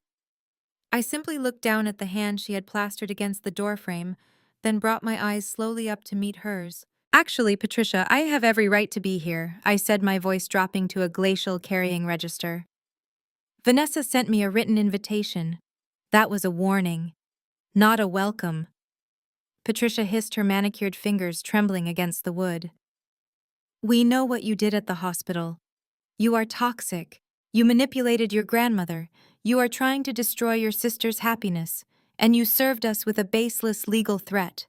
You are a complete embarrassment to this family. I am entirely unconcerned with Vanessa's happiness, and my cease and desist order was incredibly legally sound," I countered smoothly. "Furthermore, considering your credit union is formally initiating the foreclosure on your suburban estate on Monday morning, you cannot afford the valet parking tonight, let alone the authority to have me thrown out of an exclusive country club. Move your hand." Patricia froze, the remaining color draining rapidly from her face. She opened her mouth to argue, but the sheer, undeniable reality of her impending bankruptcy silenced her. She slowly lowered her arms, stepping aside as if she had been physically struck. I pushed past her and walked through the double doors into the grand ballroom. The room was packed. Vanessa was standing near the front of the room, wearing a ridiculous sparkling white gown that looked more like a wedding dress than an anniversary outfit. She was clinging to Marcus's arm, playing the role of the adoring, highly successful corporate wife. Marcus was holding court, surrounded by a circle of wealthy, older men. He was smiling his brilliant, predatory smile, gesturing expansively with a glass of scotch. I scanned the perimeter of the room and immediately spotted my hired process server. He was dressed impeccably, in a dark suit, blending flawlessly into the crowd of elite guests. He caught my eye and gave me a single, barely perceptible nod. He was holding his position, waiting for my signal. A sharp, piercing sound cut through the ambient chatter of the ballroom. Marcus had stepped up onto the small elevated stage at the front of the room and was tapping a silver spoon against a crystal champagne flute. The room slowly fell silent, all eyes turning toward the charismatic con artist. Ladies and gentlemen, esteemed guests and future partners of Apex Horizon Holdings. Marcus began, his voice booming effortlessly through the microphone. Thank you for joining Vanessa and me on this incredibly special night. We are here to celebrate love, family, and the unstoppable momentum of our corporate vision. I stood perfectly still at the back of the ballroom, crossing my arms over my emerald suit. I watched him feed his lies to the crowd, waiting for the exact moment he dug his own grave. Marcus continued his opening monologue, weaving a masterful illusion of corporate synergy and expanding portfolios. He had the crowd captivated, hanging on his every charismatic pause. But my attention shifted as a ripple of movement caught my eye from the front of the room. Vanessa had spotted me. Even from 80 feet away, I saw her jaw tighten. She whispered something to the two women standing beside her, her perfectly polished bridesmaids from their original wedding 5 years ago. They turned in unison, their eyes locking onto my emerald suit. With synchronized predatory smiles, the trio began navigating through the sea of guests, moving directly toward the back of the ballroom. I did not retreat. I held my ground, leaning casually against a high-top cocktail table, watching them approach. Vanessa arrived first, her massive, sparkling white gown rustling loudly against the marble floor. Her bridesmaids flanked her like bodyguards in matching champagne silk. Vanessa looked me up and down, her eyes narrowing as she took in my tailored suit. She was accustomed to seeing me exhausted, overworked, and wearing whatever practical clothing I could throw on for a day at the architectural firm. The polished, unbothered woman standing in front of her clearly disrupted her narrative. I see you managed to sneak past, Mother Vanessa said, keeping her voice low enough to avoid drawing attention from the nearby investors, but lacing every word with pure condescension. I honestly did not think you would have the nerve to show your face here tonight, Maya. Not after the disgraceful way you acted at the hospital. I was invited, I replied evenly, taking a sip from a glass of sparkling water I had grabbed from a passing tray. You left the invitation in my mailbox. I thought it would be rude to miss such a pivotal moment in your corporate journey. The blonde bridesmaid on Vanessa's left let out a sharp, mocking laugh. Please, you are just here because you are desperate. Vanessa placed a manicured hand on her friend's arm, projecting an aura of fake sympathy. Now, Chloe, let us be kind. Maya is going through a very difficult transition. She turned her gaze back to me, her eyes glittering with malice. Mother told me what happened with Julian at your firm. You are about to be terminated for erratic behavior and attempted embezzlement. Did you come here hoping to beg Marcus for a job? Is that why you bought that suit off the rack, to look presentable for an interview? The brunette bridesmaid snickered, leaning in closer. Apex Horizon Holdings only hires top-tier talent, she whispered. I do not think a disgraced architect fits the corporate profile. I looked at the three of them, a trio of women desperately clinging to an illusion of high society funded by money that did not exist. I felt no anger. I felt absolutely nothing but clinical calculated precision. I am not here for a job, Vanessa, I said, my voice dropping to a calm, conversational volume that forced them to lean in to hear me. And my employment at the firm is entirely secure. Julian and I actually had a wonderful laugh over your mother's fabricated, slanderous phone call. It provided excellent leverage for the cease and desist order your parents received yesterday morning. Vanessa's fake smile slipped slightly, a flash of genuine confusion crossing her face before she quickly masked it with arrogance. You are bluffing. Mother said Julian was horrified. Julian was horrified, I agreed. He was horrified that a grown woman would attempt to destroy her own daughter's career, to cover up federal wire fraud. Keep your voice down, Vanessa hissed, glancing nervously at a group of older men chatting nearby. You are talking nonsense. You are just jealous of everything Marcus and I have built. Look around you, Maya. This is success. This is what it looks like to win. I looked around the grand ballroom. I looked at the ice sculptures, the vintage champagne, and the towering floral arrangements. Then I looked directly into Vanessa's eyes. "No, Vanessa," I said softly. "This is what grand larceny looks like. And since you brought it up, I did actually bring a gift for your 5-year vow renewal." Vanessa crossed her arms, her diamond rings catching the light. "I do not want anything from you. You are going to want this," I assured her. "Tell me, Vanessa, have you checked your personal credit score today?" Her brow furrowed. "What are you talking about?" I took a step closer, invading her personal space, forcing her to look up at me. "I am talking about the 3 platinum credit cards opened under your social security number 6 months ago. The ones Marcus assured you were strictly for corporate expenses. Have you checked the balances? Because Marcus maxed out every single card in your name last Tuesday to pay the non-refundable deposit for this ballroom.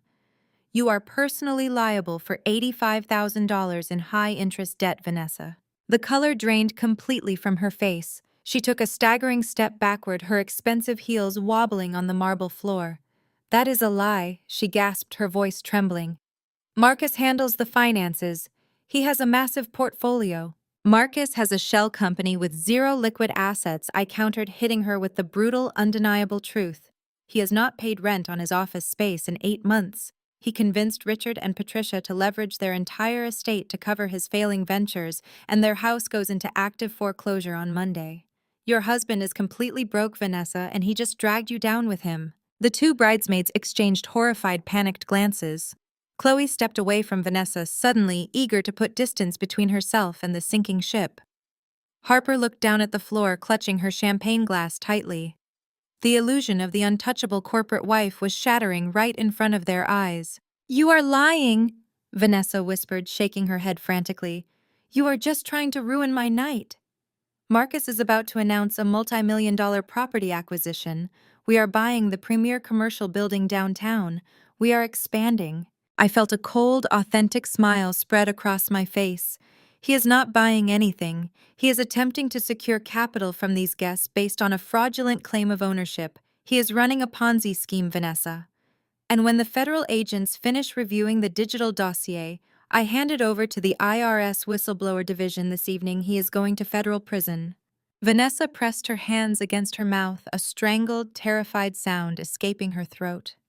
Her eyes were wide, darting toward the front of the room where her husband stood. The arrogant confidence she had wielded just moments ago was entirely obliterated, replaced by the suffocating realization that her entire life was a criminal fabrication.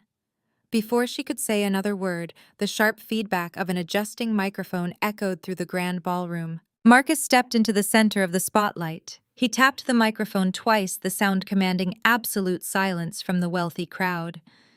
He smiled, spreading his arms wide to embrace his audience. "Friends, partners, and future investors," Marcus announced, his voice vibrating with manufactured triumph. "Tonight is about the future. It is my absolute honor to officially announce the newest, most aggressive acquisition in the Apex Horizon portfolio. For the past 24 months, Apex Horizon Holdings has been quietly dominating the regional wealth management sector," Marcus proclaimed, pacing the edge of the elevated stage with the practiced, slick rhythm of a seasoned televangelist. "We have streamlined our asset allocation.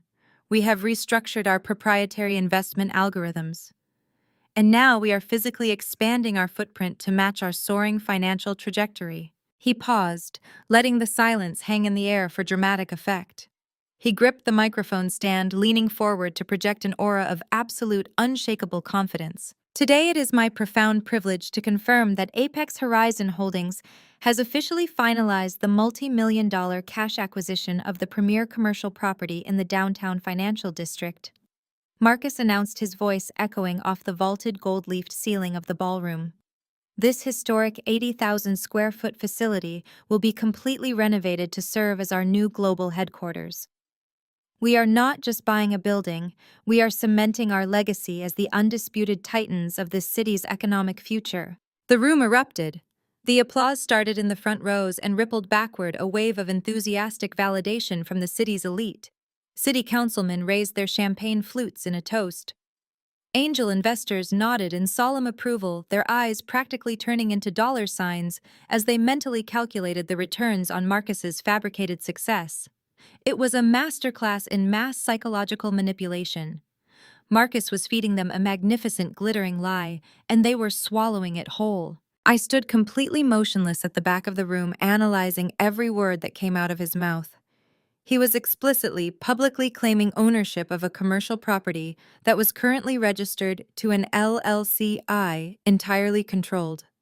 He was claiming a cash acquisition while his corporate accounts were critically overdrawn. He was actively committing fraud on an open microphone in front of 200 wealthy witnesses. I thought about the digital dossier I had uploaded to the federal whistleblower portal just hours prior. Marcus was not just digging his own grave. He was bringing in an excavator to speed up the process.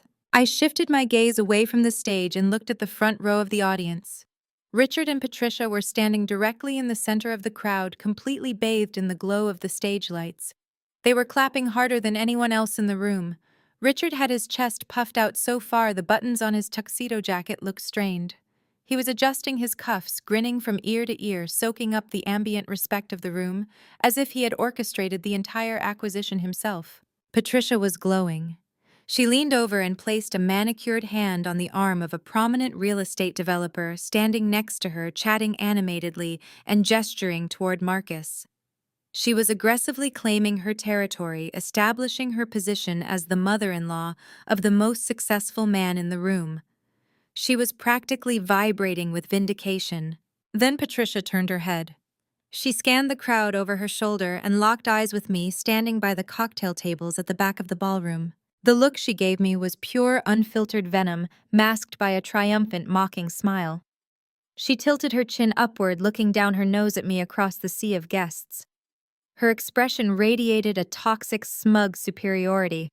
She genuinely believed that this public spectacle had made Marcus's lies a reality.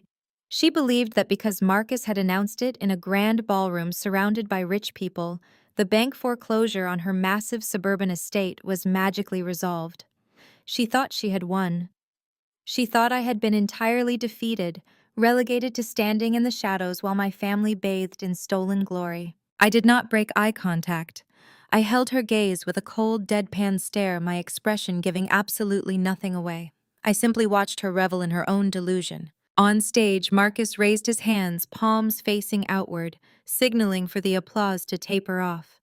He smoothed the lapels of his custom suit jacket and smiled warmly. He was preparing to execute the transition. The entire announcement, the expensive catering, the ice sculptures, all of it had been carefully orchestrated for this exact moment. He needed fresh capital to stop the collapse of his Ponzi scheme, and it was time to drop the net. With this monumental acquisition, Apex Horizon is entering an unprecedented phase of aggressive vertical growth. Marcus continued, his tone shifting from triumphant to intensely conspiratorial, inviting the audience into an exclusive club. We have completely leased the ground floor retail space to international luxury brands. We have secured municipal tax incentives for the upper-level renovations. The profit projections for the next 4 quarters are quite frankly staggering. He stepped away from the microphone stand, holding the mic casually in one hand, projecting the relaxed confidence of a billionaire offering a favor to his close friends. We traditionally keep our investment portfolios strictly internal, Marcus said, lowering his voice slightly to draw them in. But tonight, to celebrate our anniversary and this historic expansion, we are opening a highly exclusive, limited round of bridge funding. We are inviting a select few of you to join the Apex Horizon family. We are offering guaranteed fixed yield returns that traditional banks simply cannot match. He smiled, a wide, predatory grin that showed all of his teeth. I want to be completely transparent about the phenomenal mechanics of this expansion, Marcus announced, smoothly opening his arms to the room. Does anyone have questions about investing in our next phase? This was the cue. A uniformed waiter was passing by my cocktail table, carrying a silver tray holding a wireless microphone intended for the audience question and answer segment. I did not ask for permission.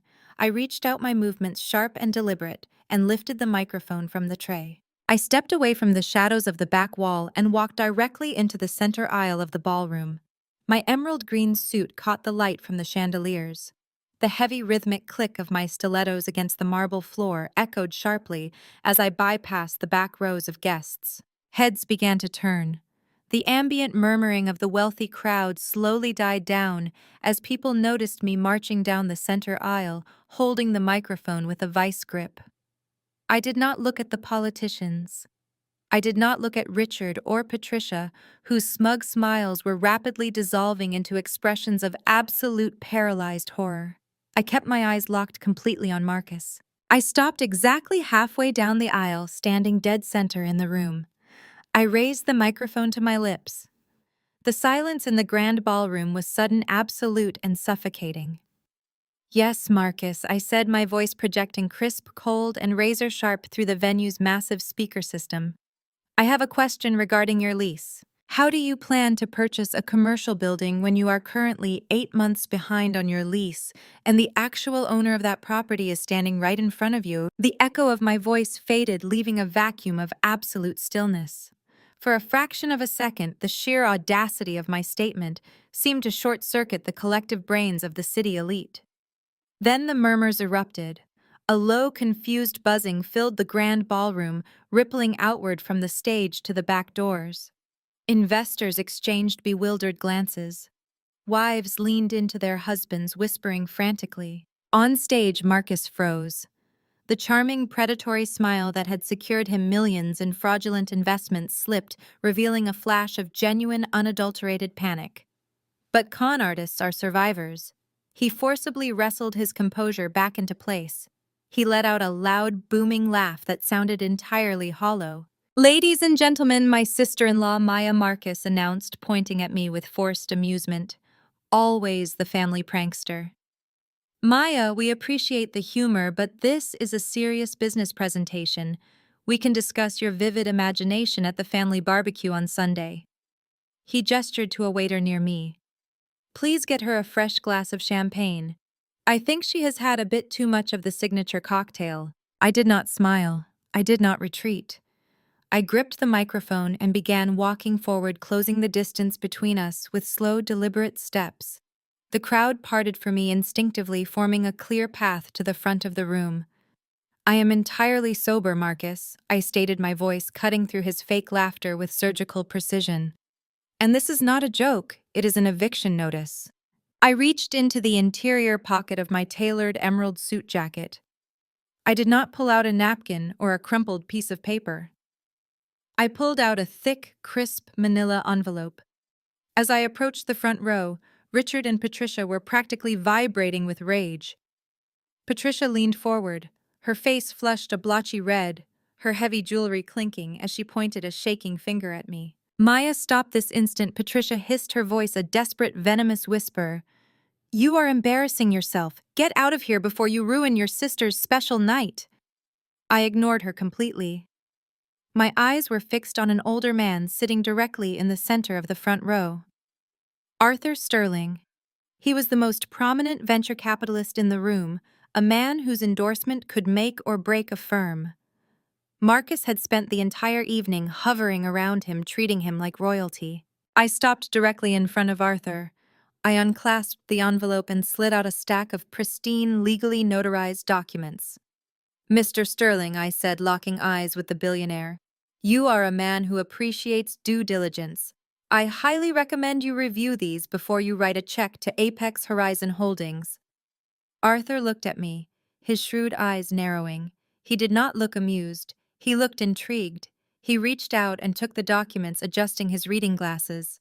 "The first document is the certified property deed for the downtown commercial building Marcus just claimed to be purchasing," I announced, projecting my voice so every single person in the room could hear me clearly. "As you can read, the property is owned outright by an LLC. I am the sole managing director of that LLC. The property is not for sale. It has never been for sale." A collective gasp rippled through the crowd. Arthur Sterling flipped to the next page, his expression turning to stone. "The second document is the official ledger of rent payments for Marcus's current office space." I continued pacing slowly in front of the stage. "Apex Horizon is currently 8 months in arrears. The firm owes exactly $92,000 in back rent. The formal eviction order was filed through the municipal court yesterday afternoon. Marcus dropped his microphone. The heavy thud echoed violently through the speakers, causing several people in the front row to flinch. He took a step back, his hands waving frantically.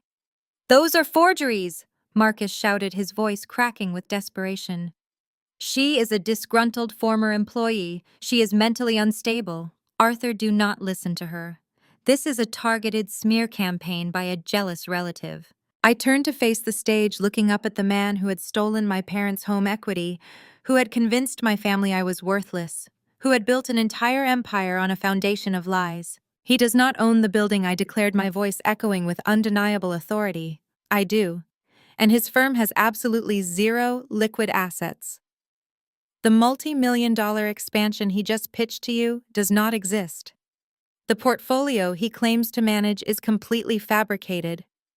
Apex Horizon Holdings is nothing more than a sophisticated Ponzi scheme funded by the stolen retirement accounts of his own family members." Complete chaos consumed the ballroom. Guests shot up out of their chairs, voices raised in anger and confusion demanding answers.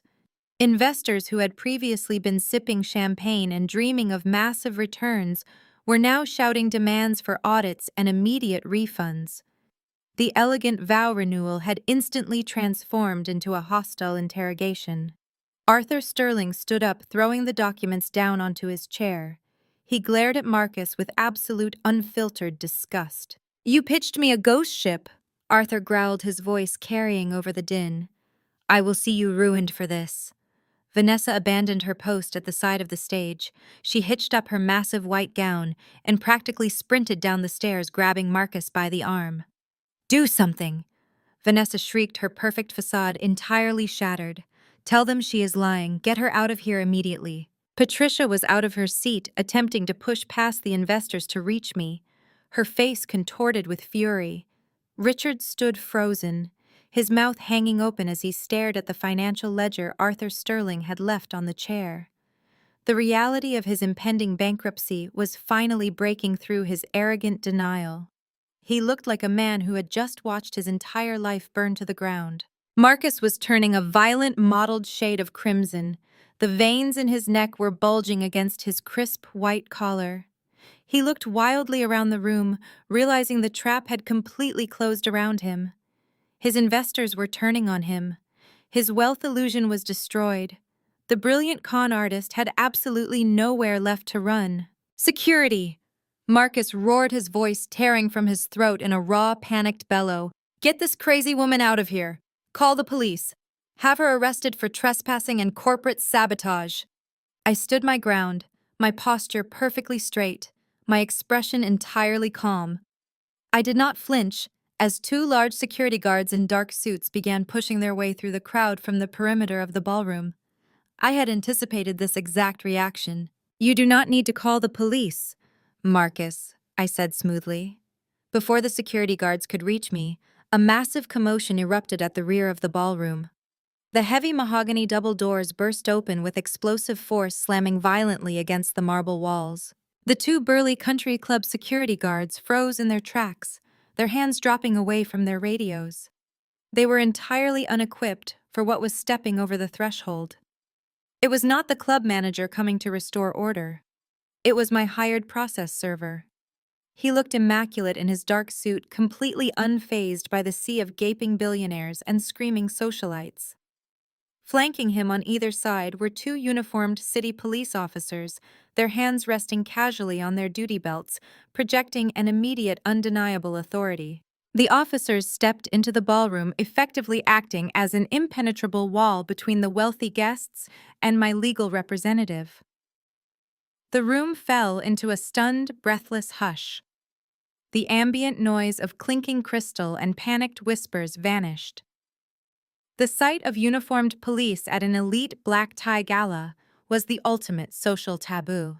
It shattered the illusion of untouchable wealth faster than any financial document ever could. Marcus backed away from the edge of the stage. He looked like all the air had been violently sucked from his lungs. His brilliant, predatory smile was gone, replaced by the wide, feral eyes of a cornered animal. He stared at the police officers, his mind visibly racing, undoubtedly calculating if the federal authorities had already processed my whistleblower file. The process server ignored the bewildered crowd. He marched directly down the center aisle, his shoes echoing loudly in the silent room. He did not look at me. He did not need to. We had rehearsed this exact sequence. He walked straight past Arthur Sterling, stepped up onto the lower tier of the elevated stage, and stopped directly in front of Marcus. "This is a private event," Marcus stammered, his booming announcer voice reduced to a reedy, desperate squeak. "You have absolutely no jurisdiction here. I demand you leave this property immediately." The process server did not blink.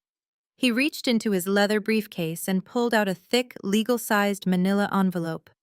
With practiced, almost theatrical precision, he pressed the envelope directly into Marcus's chest, forcing the con artist to reflexively grab it or let it fall to the floor. "Marcus, you have been served," the process server announced.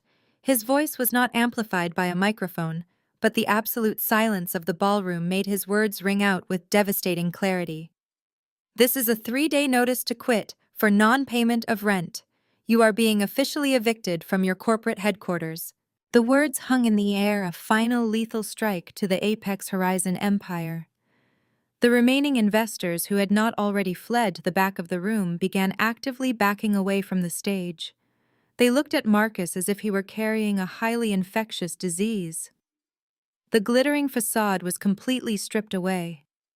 The man standing on the stage was no longer a visionary CEO offering exclusive bridge funding. He was a broke, desperate squatter being thrown out of his office in front of the entire city. Vanessa let out a guttural, horrified shriek. She lunged at Marcus, grabbing the manila envelope and tearing it open. Her eyes darted frantically across the legal jargon, reading the exact financial figures I had just exposed to the entire room. The heavy official court seal stamped at the bottom of the page confirmed her absolute ruin. She dropped the papers as if they had physically burned her, stumbling backward and burying her face in her hands. Patricia watched her golden son-in-law completely disintegrate on stage. Her perfectly constructed reality was collapsing, and her mind immediately defaulted to its only known defense mechanism. She turned her sights on the designated scapegoat. She turned her sights on me. Patricia charged forward, her beaded designer gown catching on a chair as she pushed her way into the center aisle. Her face was a mask of unhinged fury, the heavy makeup failing to hide the desperate, ugly panic twisting her features. She raised a shaking, manicured hand, pointing it directly at my face. "You malicious, toxic little witch!" Patricia screamed, abandoning all pretense of high society elegance. "You orchestrated this. You set him up. You are entirely determined to destroy this family because you are jealous of everything your sister has. You are a disgrace, Maya. You are a complete and utter embarrassment, and I will see you ruined for this. I will make sure you never work in this city again." I stood perfectly still, watching my mother unravel. I did not raise my voice. I did not offer a defense. I just let her scream, letting every single investor and city official witness the true, ugly nature of the family they had been so desperate to align themselves with. I looked past her to Richard, who was still standing by his chair in the front row. He was clutching his chest, his breathing shallow and rapid as he stared blankly at the floor. He knew what was coming next. He was the only one who actually understood the math. Patricia took another aggressive step toward me, opening her mouth to launch into a second wave of venomous insults. She was preparing to demand that the police officers arrest me for ruining her daughter's fake anniversary gala. Before she could get a single syllable out, the process server intercepted. He stepped smoothly down from the stage, pivoting away from Marcus and walking directly into Patricia's warpath. He completely bypassed my screaming mother, effectively blocking her advance, and stopped squarely in front of my father. Richard looked up, his eyes bloodshot and unfocused. The arrogant, untouchable patriarch who had dismissed my career, belittled my ambitions, and mortgaged his entire life to fund a charismatic con artist was completely gone. He looked like a hollow, terrified shell of a man. The process server reached back into his leather briefcase. He pulled out a second, distinctly different envelope, this one bearing the stark, intimidating logo of the regional credit union. He held it out, waiting for Richard to take it. Richard's hands were shaking so badly he could barely grasp the paper. Richard, the process server, stated, his voice ringing with the same cold, clinical finality. "This is a notice of default from your bank. Your home goes up for public auction in 7 days." Richard stared at the heavy white paper in his trembling hands. The bold black letters spelling out notice of default seemed to brand themselves directly into his retinas. The arrogant, untouchable posture he had maintained for decades dissolved in an instant. He clutched his chest, his fingers digging frantically into the fabric of his expensive tuxedo jacket. A harsh wheezing sound escaped his lips as he began to hyperventilate his lungs, struggling to process the sheer magnitude of his ruin. He collapsed heavily into his front row seat, the document fluttering to the marble floor. The patriarch of the family had been broken by a single piece of paper. Patricia stopped her aggressive advance toward me. She spun around, her eyes darting wildly between her gasping husband and the legal notice on the floor. Her mind, so heavily fortified by years of social delusion and superiority, simply short-circuited. She fell to her knees beside Richard, snatching the paper and scanning the text with frantic, terrified eyes. Her hands shook violently, her heavy diamond bracelets clinking against each other. She looked up at Marcus on the stage, her expression twisting from confusion into absolute, unadulterated terror. The country club life she prized above her own children was over. The initial shock in the ballroom instantly mutated into a volatile, uncontainable fury. The city elite do not take kindly to being played for fools. Arthur Sterling, the billionaire venture capitalist, pulled his phone from his pocket, barking vicious orders at his legal team to immediately freeze any pending transfers to Apex Horizon Holdings. His loud, authoritative commands acted as a catalyst for the entire room. Dozens of wealthy investors followed suit. Phones were whipped out, screens glowing in the dim ballroom light as people frantically checked accounts, dialed personal bankers, and shouted at their associates. A group of men who had been toasting Marcus just 5 minutes ago surged toward the stage. They shouted demands for their money, their faces red with indignation and panic. The elegant black tie anniversary gala had devolved into an absolute riot. Silver trays of vintage champagne were knocked over, crystal shattering loudly against the polished marble floor as the crowd turned viciously on the man who had promised them the world. On the stage, the grim reality of the situation finally crashed down on Vanessa. She looked at her father hyperventilating in the front row, her mother sobbing on the floor, and the angry mob closing in on the platform. She turned to her husband, her hands gripping his arms with desperate, clawing fingers. "What is she talking about?" Vanessa shrieked over the deafening noise of the crowd, her voice cracking with hysteria. "Marcus, tell them she is lying. Tell them this is a massive mistake. Show them the bank statements. Fix this right now." Marcus did not look at her. He looked at the angry investors blocking the center aisle. He looked at the 2 uniformed police officers standing near the back doors, ensuring nobody left the main entrance without scrutiny.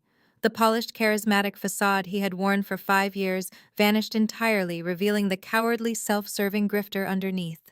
Survival instinct completely overrode his manufactured devotion to his wife. "Get off of me," Marcus snarled, his voice dropping its smooth cadence and revealing a harsh, ugly panic. He ripped his arm out of her grasp with brutal force. Vanessa stumbled forward, her heavy, sparkling white gown tangling around her legs. Marcus did not reach out to catch her. Instead, he planted a hand firmly on her shoulder and forcefully shoved his own wife aside to clear his path. Vanessa fell hard onto the stage, her cry of shock lost in the roar of the angry guests. Marcus did not even glance back. He leaped off the side of the elevated platform, landing awkwardly, but immediately scrambling toward the service corridor doors near the kitchen. He was abandoning his investors, his fake company, and his entire family to save his own skin. I watched the entire spectacle unfold from the center of the room. The chaos swirled around me like a violent storm, but I stood perfectly still in the eye of the hurricane. The 2 security guards who had been ordered to remove me were now busy trying to hold back the furious investors attempting to storm the stage. My hired process server gave me a single professional nod before slipping quietly out the side doors, his job expertly and flawlessly completed. A waiter, looking completely bewildered by the sudden riot, bumped into a nearby cocktail table. I reached out and calmly picked up an untouched glass of sparkling water from his tray. I took a slow, deliberate sip. The water was ice cold and incredibly refreshing. I looked at Patricia sobbing over a piece of paper that spelled the definitive end of her country club reign. I looked at Richard, gasping for air, as his financial ruin settled heavily on his chest, destroying his arrogant legacy. I looked at Vanessa, sprawled on the stage in her ridiculous fake wedding dress, staring in absolute disbelief at the service doors her husband had just bolted through. They had spent my entire life telling me I was a failure. They had mocked my career, dismissed my ambition, and tried to steal everything I had built to fund their toxic illusion. They had demanded that I stay quietly in the shadows while they paraded around in stolen light. Now their carefully constructed house of cards had spectacularly collapsed, and I was the one holding the match. I felt no pity. I felt the profound settling weight of absolute justice. Marcus burst through the swinging doors of the kitchen, knocking over a cart of dirty dishes in his desperate scramble for the rear loading dock. He thought he could slip out through the service entrance, disappear into the night, and leave my family holding the bag for his multi-million-dollar fraud. He thought he was fast enough and smart enough to outrun the consequences of his actions. He was entirely wrong. I turned my head toward the massive floor-to-ceiling windows lining the front of the grand ballroom. The valet drivers were dropping keys and running for cover. Beyond the glass, the dark, manicured driveway of the Pinnacle Country Club was suddenly illuminated by a blinding, aggressive display of color. The flashing red and blue lights of federal vehicles tore up the driveway, swerving onto the pristine grass to block every conceivable exit. The heavy oak doors of the main entrance did not simply open, they were breached. A coordinated flood of law enforcement personnel surged into the grand ballroom. Local detectives in sharp suits led the vanguard, but it was the individuals flanking them that caused the remaining air to be sucked from the room. Men and women wearing dark windbreakers, bearing the stark, unmistakable yellow lettering of the FBI and IRS Criminal Investigation Division, fanned out systematically, securing every exit. At the rear of the ballroom, Marcus had just managed to shoulder his way through the swinging kitchen doors. His escape lasted exactly 2 seconds. The doors swung violently back inward, propelled by the force of 3 federal agents physically shoving Marcus back into the main room. They gripped him by the arms, marching the impeccably dressed con artist backward until he stumbled and fell to his knees directly in front of the elevated stage he had commanded just moments prior. A lead agent, a tall woman with steel-gray hair and an expression devoid of any patience, bypassed the gawking crowd of billionaires and stepped directly up to Marcus. She looked down at him with utter contempt. "Marcus," she announced, her voice projecting clearly across the cavernous space. "We have a federal warrant for your arrest regarding multiple counts of wire fraud, securities fraud, and tax evasion." Marcus scrambled to his feet, his hands raised in a desperate, placating gesture. He attempted to deploy the weaponized charm that had stolen millions from the people currently watching him. "Officer, there is a massive misunderstanding here," Marcus stammered, his voice dripping with a sickeningly fake compliance. "I am the CEO of Apex Horizon Holdings. My attorneys can clear up this administrative error in 5 minutes.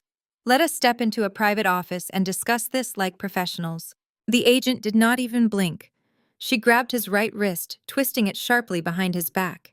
The sharp metallic ratcheting sound of heavy steel handcuffs locking into place echoed perfectly through the silent ballroom. "You have the right to remain silent." The agent recited, her tone flat and mechanical as she locked his left wrist into place. "Anything you say can and will be used against you in a court of law." The reality of the handcuffs finally shattered the last remaining fragment of Vanessa's manufactured fairy tale. She had been sprawled on the stage floor, paralyzed by shock. Now, seeing the federal agents physically detaining her husband, she snapped into a state of pure, unadulterated hysteria. She scrambled upright, her expensive white gown tearing as her heel caught the hem. "You cannot do this!" Vanessa shrieked, launching herself toward the agents. "Do you know who we are? We are VIP members here. You are ruining my anniversary." An agent stepped firmly in her path, holding up a hand to block her advance. Vanessa spun away from the federal officer and looked frantically into the crowd. She locked eyes with Richard, who was still slumped in his front row seat, his face a terrifying shade of gray as he clutched his chest. "Daddy, do something!" Vanessa wailed, reverting instantly to the spoiled, entitled child she had always been. "Call your lawyers. Tell them to stop this. Pay their fines. Do whatever it takes. Fix it." Richard looked up at his golden child. His eyes were completely hollow. He held up the bank notice with a trembling hand, the paper shaking violently. "I cannot fix anything." "Vanessa." Richard gasped, his voice a pathetic, wheezing rasp. "He took it all. The house is gone. The savings are gone. We have absolutely nothing left." Vanessa stared at him, the horrifying truth finally penetrating her narcissistic shell. The moment she realized Marcus was no longer a source of wealth but an anchor dragging them all to federal prison, her loyalty evaporated instantly. She pointed an accusing finger at her husband, tears of mascara streaming down her cheeks. "I knew nothing about his business," Vanessa screamed to the room at large, playing the ultimate desperate victim. "He lied to me too. He manipulated me. I am a victim of his fraud." Marcus whipped his head around, staring at his wife in sheer disbelief as the agents began marching him toward the main exit. The investors, including Arthur Sterling, watched the betrayal with undisguised disgust. The perfect marriage was just another scam. I stood perfectly still in the center of the madness, casually swirling the ice in my glass of sparkling water. I watched the empire I had sworn to destroy burn to ash in a matter of minutes. Patricia had remained frozen on the floor beside Richard, her mind completely shattered by the succession of catastrophic blows. She had watched her son-in-law arrested by federal agents. She had watched her daughter publicly beg for salvation, and then turn on her husband. She had read the foreclosure notice confirming she was about to be a homeless social pariah. Her country club kingdom was eradicated. Slowly, Patricia turned her head and looked up at me. The venom, the arrogance, the smug superiority that had defined her entire existence was completely wiped away. She looked at the tailored emerald suit I wore. She remembered the multi-million-dollar commercial property deed I had just presented to Arthur Sterling. Her desperate, calculating mind latched onto the only remaining source of salvation in the room. Patricia crawled forward. She did not stand up. She stayed on her knees, dragging her heavy beaded gown across the marble floor until she reached my feet. She reached out with trembling hands and grabbed my ankles. "Maya, please," Patricia sobbed, her voice, a pathetic groveling whine that made my skin crawl. "You have the building. You have the money. You can fix this. You are so smart, Maya. You can pay off the bank. You can save our house. Please, you have to help us.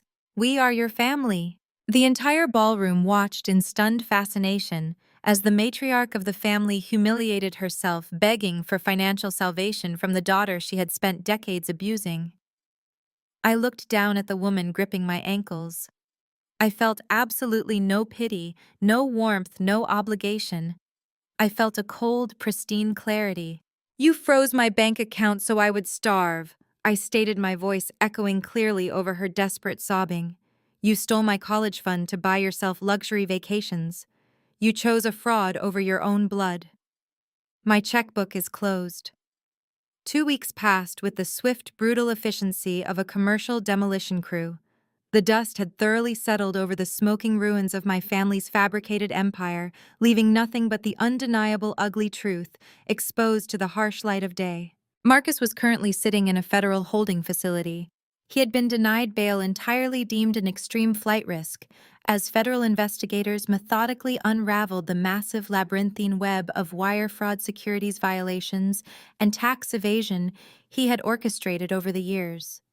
The bank had executed the foreclosure on my parents' massive suburban estate with ruthless speed, changing the locks, seizing the assets inside, and placing a highly visible public auction sign squarely on their perfectly manicured front lawn.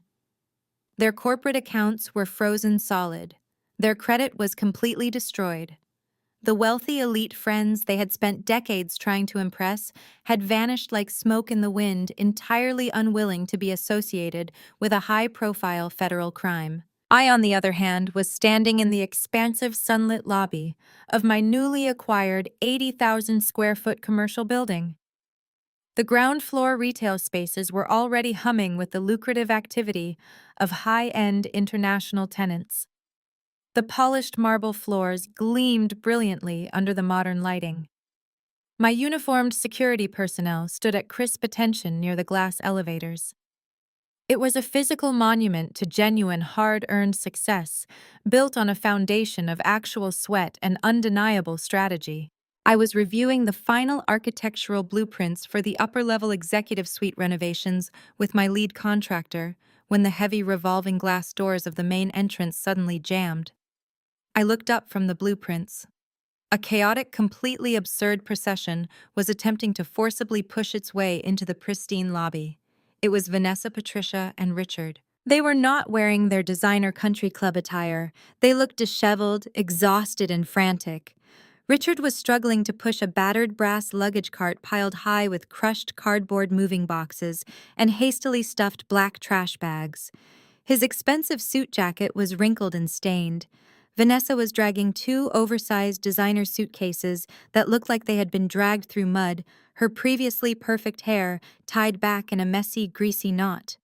Patricia followed closely behind them, clutching a framed portrait of her country club women's committee against her chest as if it were a bulletproof shield. They were aggressively ignoring the firm protests of the front desk receptionist and marching directly toward the private executive elevator banks. My contractor paused, his eyes widening at the bizarre, pathetic spectacle interrupting our meeting. I raised a calm hand, signaling him to wait, and motioned for the two head security guards standing near the elevators to flank me.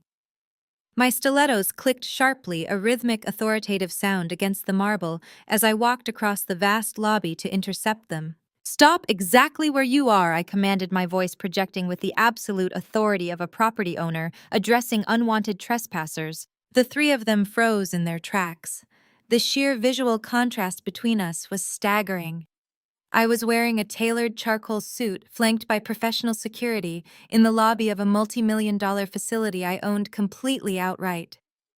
They were practically homeless, standing amidst a pile of actual trash bags, radiating a thick, suffocating aura of desperation. Vanessa dropped the handle of her heavy suitcase.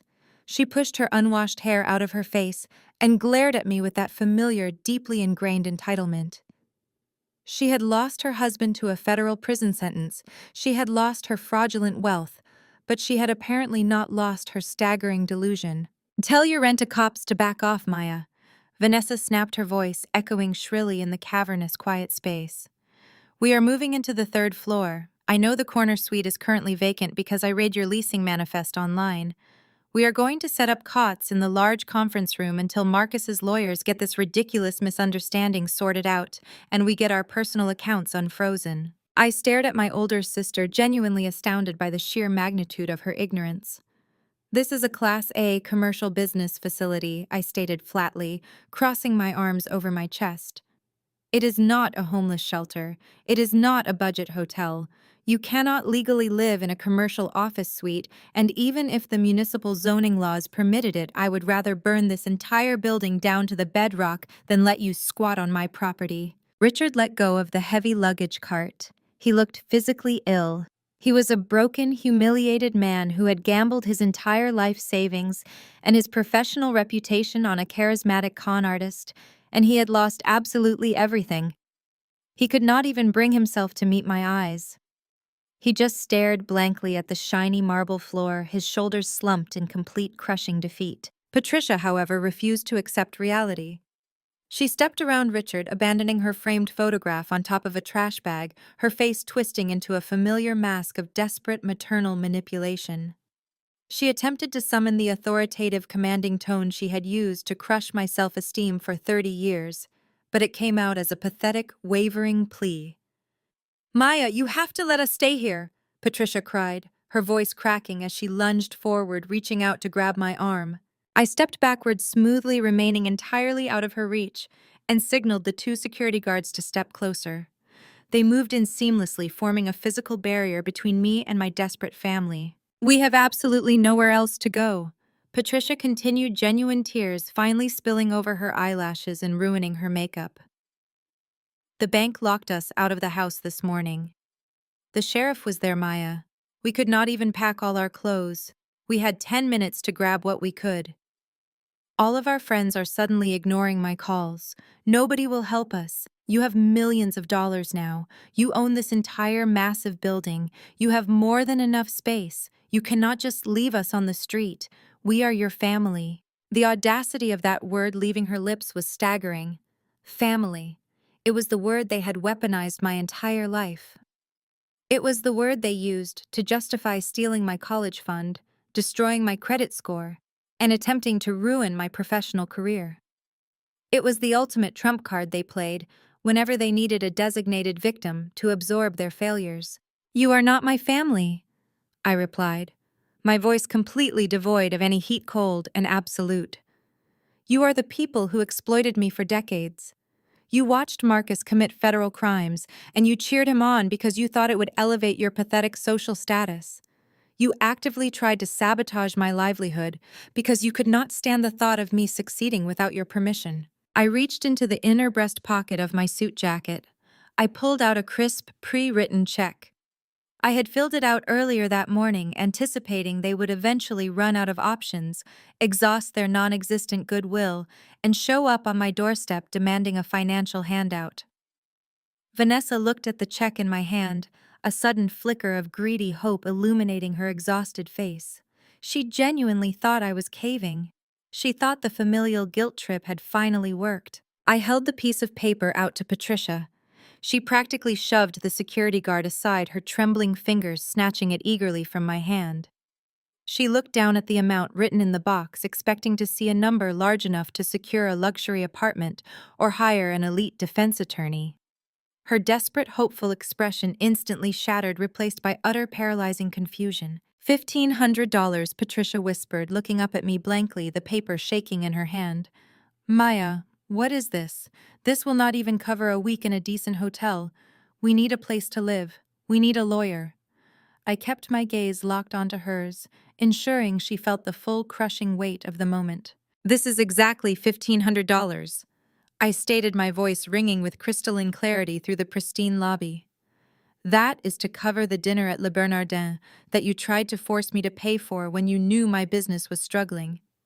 It covers the expensive champagne you drank while looking me in the eye and telling me I was a disappointment. It covers the precise monetary value of the last humiliation I ever allowed you to inflict on me. We are officially square." I stepped back, aligning myself perfectly with my security personnel, and pointed directly at the revolving glass doors. "Turn around, take your trash bags, and walk out those doors," I commanded. "If you are not off my property, in exactly 60 seconds, you will be arrested for trespassing." Patricia stared at my outstretched finger, her mouth opening and closing in silent, panicked gasps.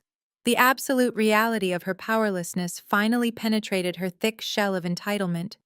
She looked around the massive, gleaming lobby, searching for a sympathetic face, a loophole, a manager she could demand to speak to.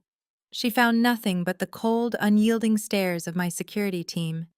The 60-second countdown had officially begun. Vanessa was the first to snap. The golden child, completely stripped of her stolen wealth and fake prestige, turned her venom on the only targets left available.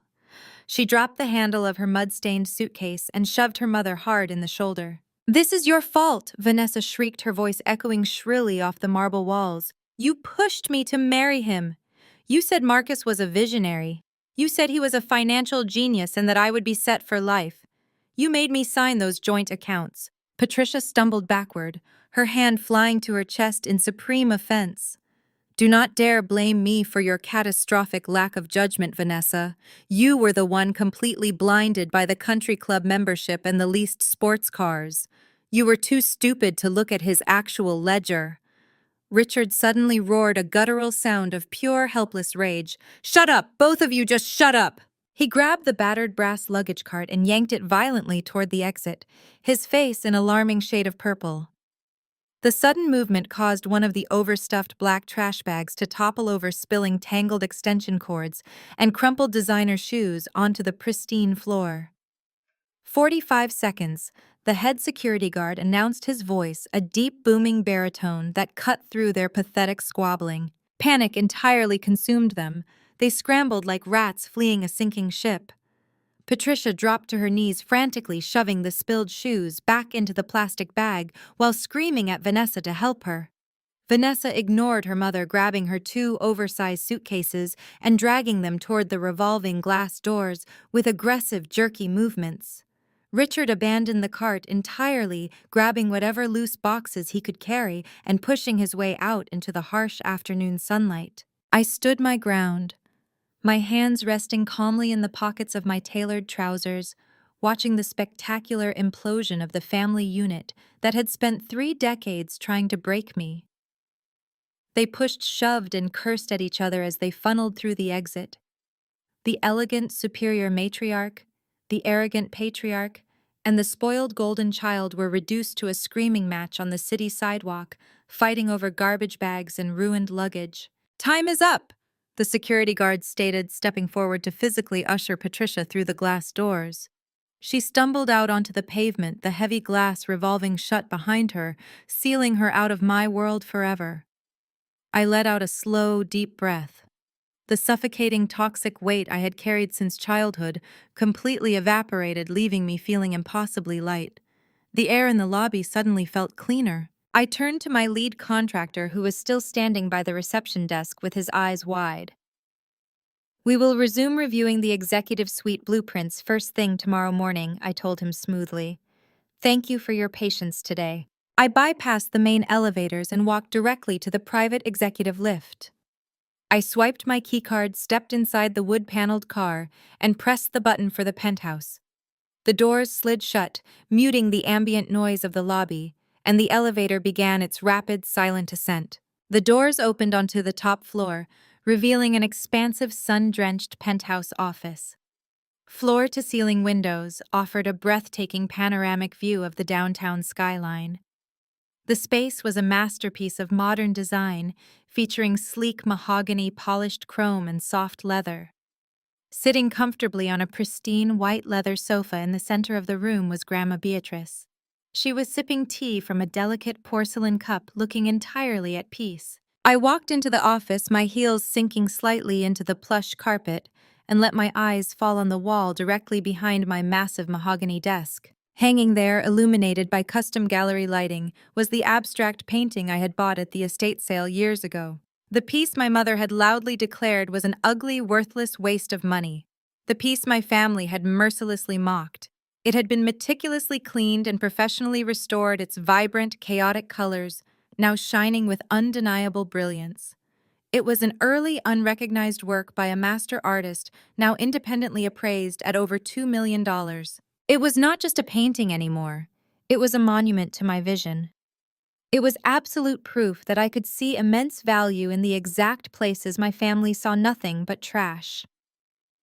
Beatrice set her teacup down on the glass coffee table and smiled at me. The kind of warm, genuine smile I had spent my entire life searching for. "They are gone," I said quietly, walking around the desk and running my hand lightly over the polished mahogany wood. Beatrice nodded, her expression filled with quiet pride. I watched from the window.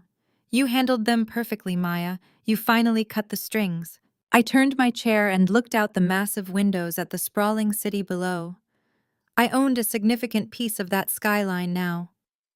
I had built an empire from the ground up, relying entirely on my own grit, my own intelligence, and my own unshakable resilience. I had survived their emotional abuse, their financial sabotage, and their desperate attempts to erase me. I reached into my pocket and pulled out my phone. I opened my messages and scrolled down to the family group chat. The chat had been silent for 2 weeks, frozen, since the night Marcus was hauled away in handcuffs. I tapped the text box. My fingers moved swiftly over the keyboard, typing out the final words I would ever say to them. "I planned my life just fine, Mom." I hit send. Before the delivery receipt could even register on the screen, I tapped the settings icon. I permanently deleted the group chat. I went into my contacts and blocked Patricia, Richard, and Vanessa. I scrubbed their numbers from my device, severing the digital connection as decisively as I had severed the physical one. The boundary was absolute. They no longer had any access to my life, my resources, or my mind. I set the phone face down on the desk. The silence in the penthouse was not lonely. It was triumphant. It was the sound of complete, hard-earned freedom. I turned my chair back around and looked at my grandmother, the woman who had believed in my potential when everyone else had demanded my failure. A genuine, radiant smile broke across my face. "So, Grandma," I said, leaning forward and resting my elbows on the pristine surface of my desk, "where should we go for dinner tonight?" The story powerfully illustrates that blood does not automatically define a family. True family is built on mutual respect and support, not entitlement and exploitation. For years, Maya endured emotional abuse from people who prioritized their fabricated status over her well-being.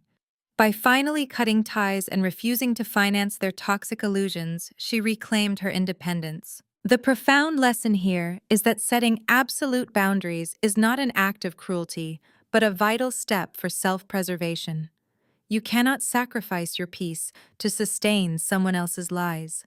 Have you ever had to draw a hard line to protect yourself from toxic relatives? Share your story in the comments below.